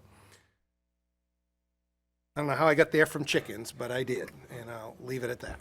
Thank you. Councilor Austin. Thank you. Gee, when I was on council before, I used to sit next to a counselor that I had a hard time following, so I guess I'm following that suit here. I do have a couple of thoughts this evening. I tend to agree with Mr. Clark about fund balance in theory. That's money that's already been paid by the taxpayers. It's not our money, it's not city council's money, it's not city money, it's taxpayers' money that's sitting there. And maybe we should have pursued that a little deeper this evening. We didn't do that. I think that, anyway, we didn't do that, and maybe that's a topic for another discussion, for another time. We are not overfunding our schools. We are, in fact, underfunding our schools. If you compare by any set of metrics, whether that's teacher salaries, whether that's benefit structure, whether that's programs that we offer. And I look back to my time on the school board, and we wound up cutting a whole lot of programs out of the school district because we couldn't afford to pay for them. And people always point to pay for play in the sports as one idea of that. But if you've been in Somersworth long enough, you'll know that there's programs that have been cut out of the middle school. Foreign languages have gone away. There's been restructuring and program cuts in the high school over time. The characterization that we are overfunding our schools is I don't understand that. We are not overfunding our schools. And I applaud the superintendent and his staff for working on these programs that they're working on to try to figure out how to deliver services differently. They've identified some key areas that we need to work on, and they're doing that. I applaud the mayor for establishing the Mayor's Commission, and I'll never remember that whole long name, but this group will help the district look at ways to envision and look at the whole scheme of how we deliver educational services in our community and how we can do that better, and that may not look anything like we do today. We may recommend that certain characteristics stay. We may recommend that certain things change. I don't know where that's going to wind up, but I do know that I am 100% on board with the superintendent when he says this current structure is not sustainable long-term. Things have to change. And so I think that that will begin to address a lot of the items that members of the public have talked about over this budget season. Having been the city council's representative to the school board, I've heard a lot of public comment to the school board about things they should take a look at, things they should consider. And of course, I would remind people that this council has no authority to dictate how that money gets spent that we just appropriated to the school board. That's their decision to work with the superintendent and determine how best to spend that money. So, the fact that a list was presented of items that may or may not be funded, that's something we typically ask for at the council level, and it's helpful to know that. But it's not a final list until the school board makes it a final list. So I'll leave that at that. But again, I want to reemphasize, running a school district is not like running a business. It's different. Students aren't widgets. There's unions to deal with. There's students of all kinds of calibers in there that we have to individualize education plans for. It's just not, you can't, it's not like a CEO can tell his board of directors, I want to do this and that and the other thing, and it gets done. It's not that simple. It's not, if you do a good job, you get a bonus. If you don't do a good job, we cut your pay. It doesn't work like that. And so, again, we're going to look at all those operations, but I think it's important to understand that we do the best we can to give the school department what they need. Clearly, it's not what they have asked for in their budget proposal this year, and I feel badly about that.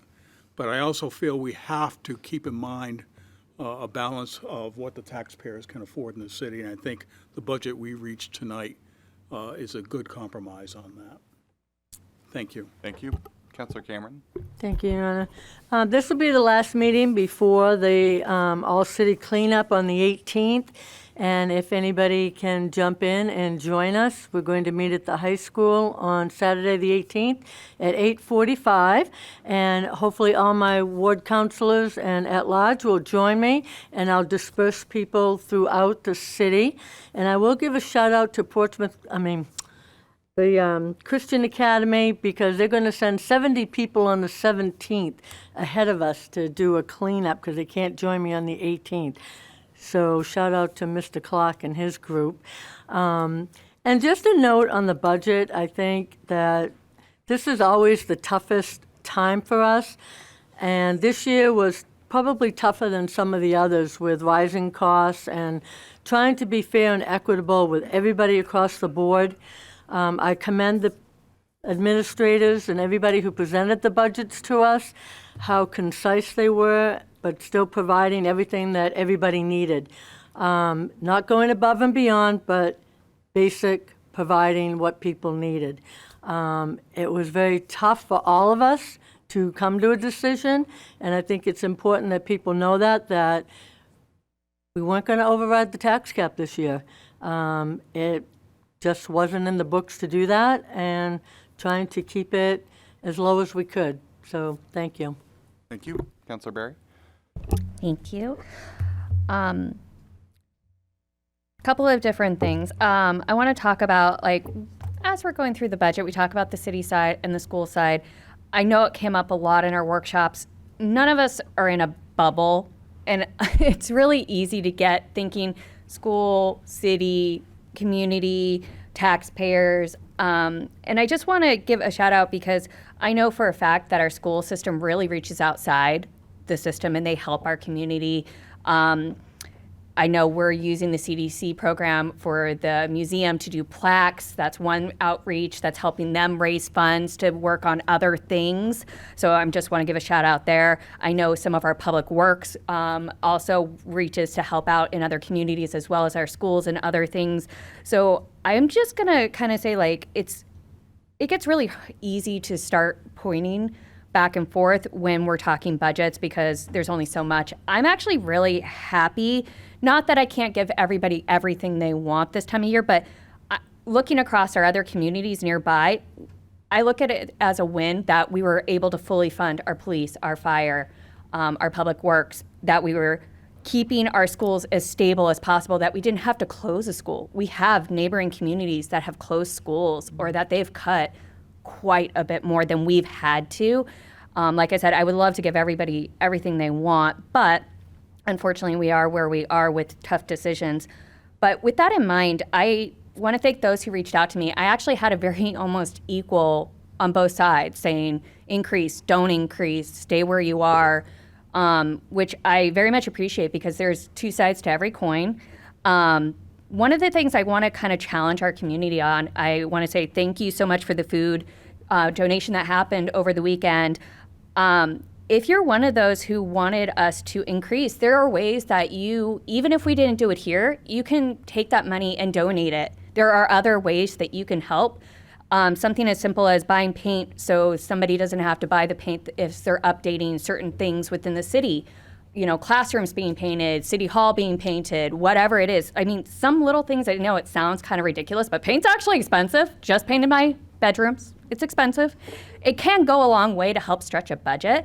So I just want to challenge our community to keep doing those things, and to, if you wanted to help increase budgets, you might be able to do a little bit. And if more families do that, it will stretch those budgets farther.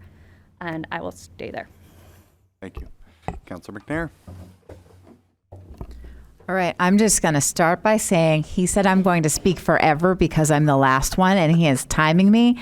So I might just go forever. I don't know, Ken. Look at this, ridiculous.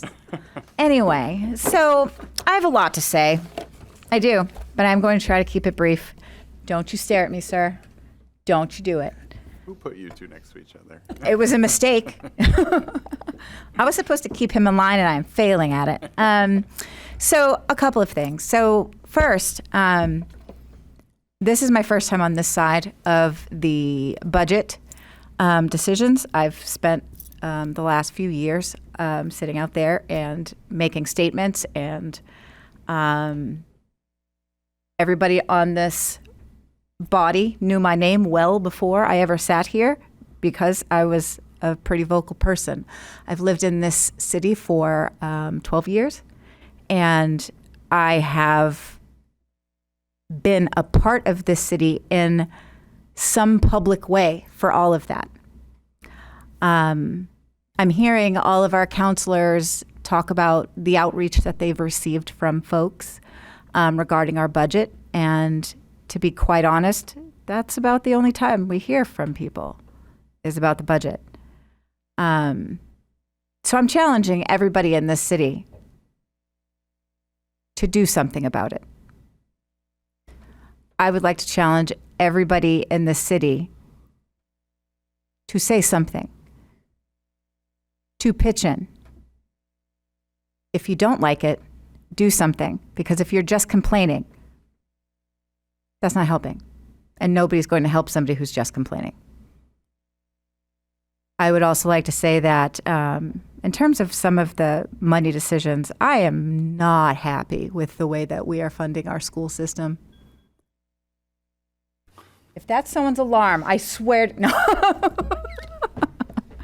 I'm not. I went with it because I have had some questions, and just to speak to, I think I agree with something that every person before me has said. There's actually nothing I disagree with. In terms of the general fund, I think that's there for, it's not double dipping. I'm sorry, Mr. Clark, that is not double dipping. I disagree with you. I think it's just as, was what you, I think as Councillor Gibson said, you put money away. That general fund is proof that we underspent sometimes. We get to go, we didn't hit it, so we have some extra. So when that disaster hits, when that $450,000 school care problem hits, that it doesn't hit our teachers directly, or when, a plow truck that costs a really ridiculous amount of money to replace fails, we can just replace it. And that's the beauty of the city council form of government. We have the ability to act nimbly in this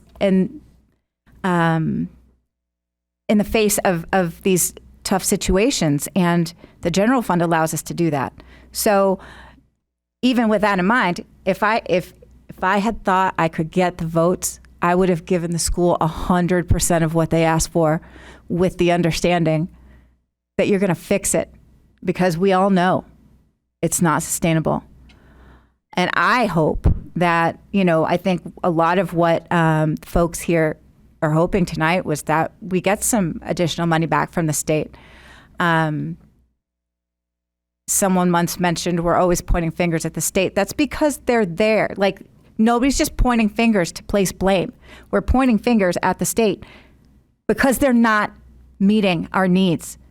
New Hampshire is not meeting the needs of its people. We have a great state for doing business, which I fully support. Love it. Helps me keep a job. But it's not supporting our people. So talk to your state. Talk to your reps. We don't control the tax rate. The tax rate is dictated to us by the state. How much goes to a school is dictated by the state. When the state underfunds the school, we got to fix it. We got to pick it up. You don't like how the schools are being funded? Talk to the state. Our schools do an incredible job with very little, and to ask them to keep taking less is absolutely absurd. When people are complaining that our numbers are going down, our scores are going down, we need to fund more programs. Who do you think runs those programs? It's the teachers we're cutting every single year because we don't have enough money. We have enough money. We just have to figure out how to use it better. And that's what they're proposing to do. And I can't wait to see what happens with that. And if people are saying, let's make the school do what they can with what they've been getting. Okay, yeah. I bet that's coming from people who have had an education. Everybody who's saying don't fund the schools has already been to school. And people who are saying, don't raise the tax cap. I am 100%, and I will 100% vote for those tax. What were the tax things that Mr. Clark was talking about? Yes. I think absolutely. Folks who are struggling to pay taxes should have some relief. Our veterans should have some relief. Our elderly, we should be taking care of them. I 100% support that. But I also support every person in this city. If we're going to give up the schools on the school side, what else are we going to give up? Because all of the budget was tax compliant or tax cap compliant, which still puts the taxes up a little bit. So if we're going to cut schools, are we also going to cut the police? Are we giving up roads? What about the fire station? What about the sidewalks everybody's always telling us we need to fix? We got to make some considerations for everybody, and we have to do these things with everyone in mind. I know some of what I've said is not going to be popular, and that's okay. I'm okay with that. I will be the villain in anyone's story as long as I can sleep at night, which I can. But I will say nobody on this board or on this body took any pleasure in not being able to fund our schools appropriately. But we are all very, very pleased with the way that this city came together to fund what we could with what we have. And about that $60,000 in school lunch problem, I would like to formally challenge every major business in this city to step up. Take care of those kids because they're going to be your employees someday. And that's all I'm going to say. Thank you so much. All right, last on the agenda is item 19, which is adjournment. Councilor Vincent moves that the council stand in adjournment until our next regularly scheduled meeting, seconded by Councilor Barry. Question for the council is adjournment. If you're in favor, you'll say by saying aye. If you're opposed, you'll say by saying nay. All in favor? Aye. All opposed? All right, we are adjourned. Thank you.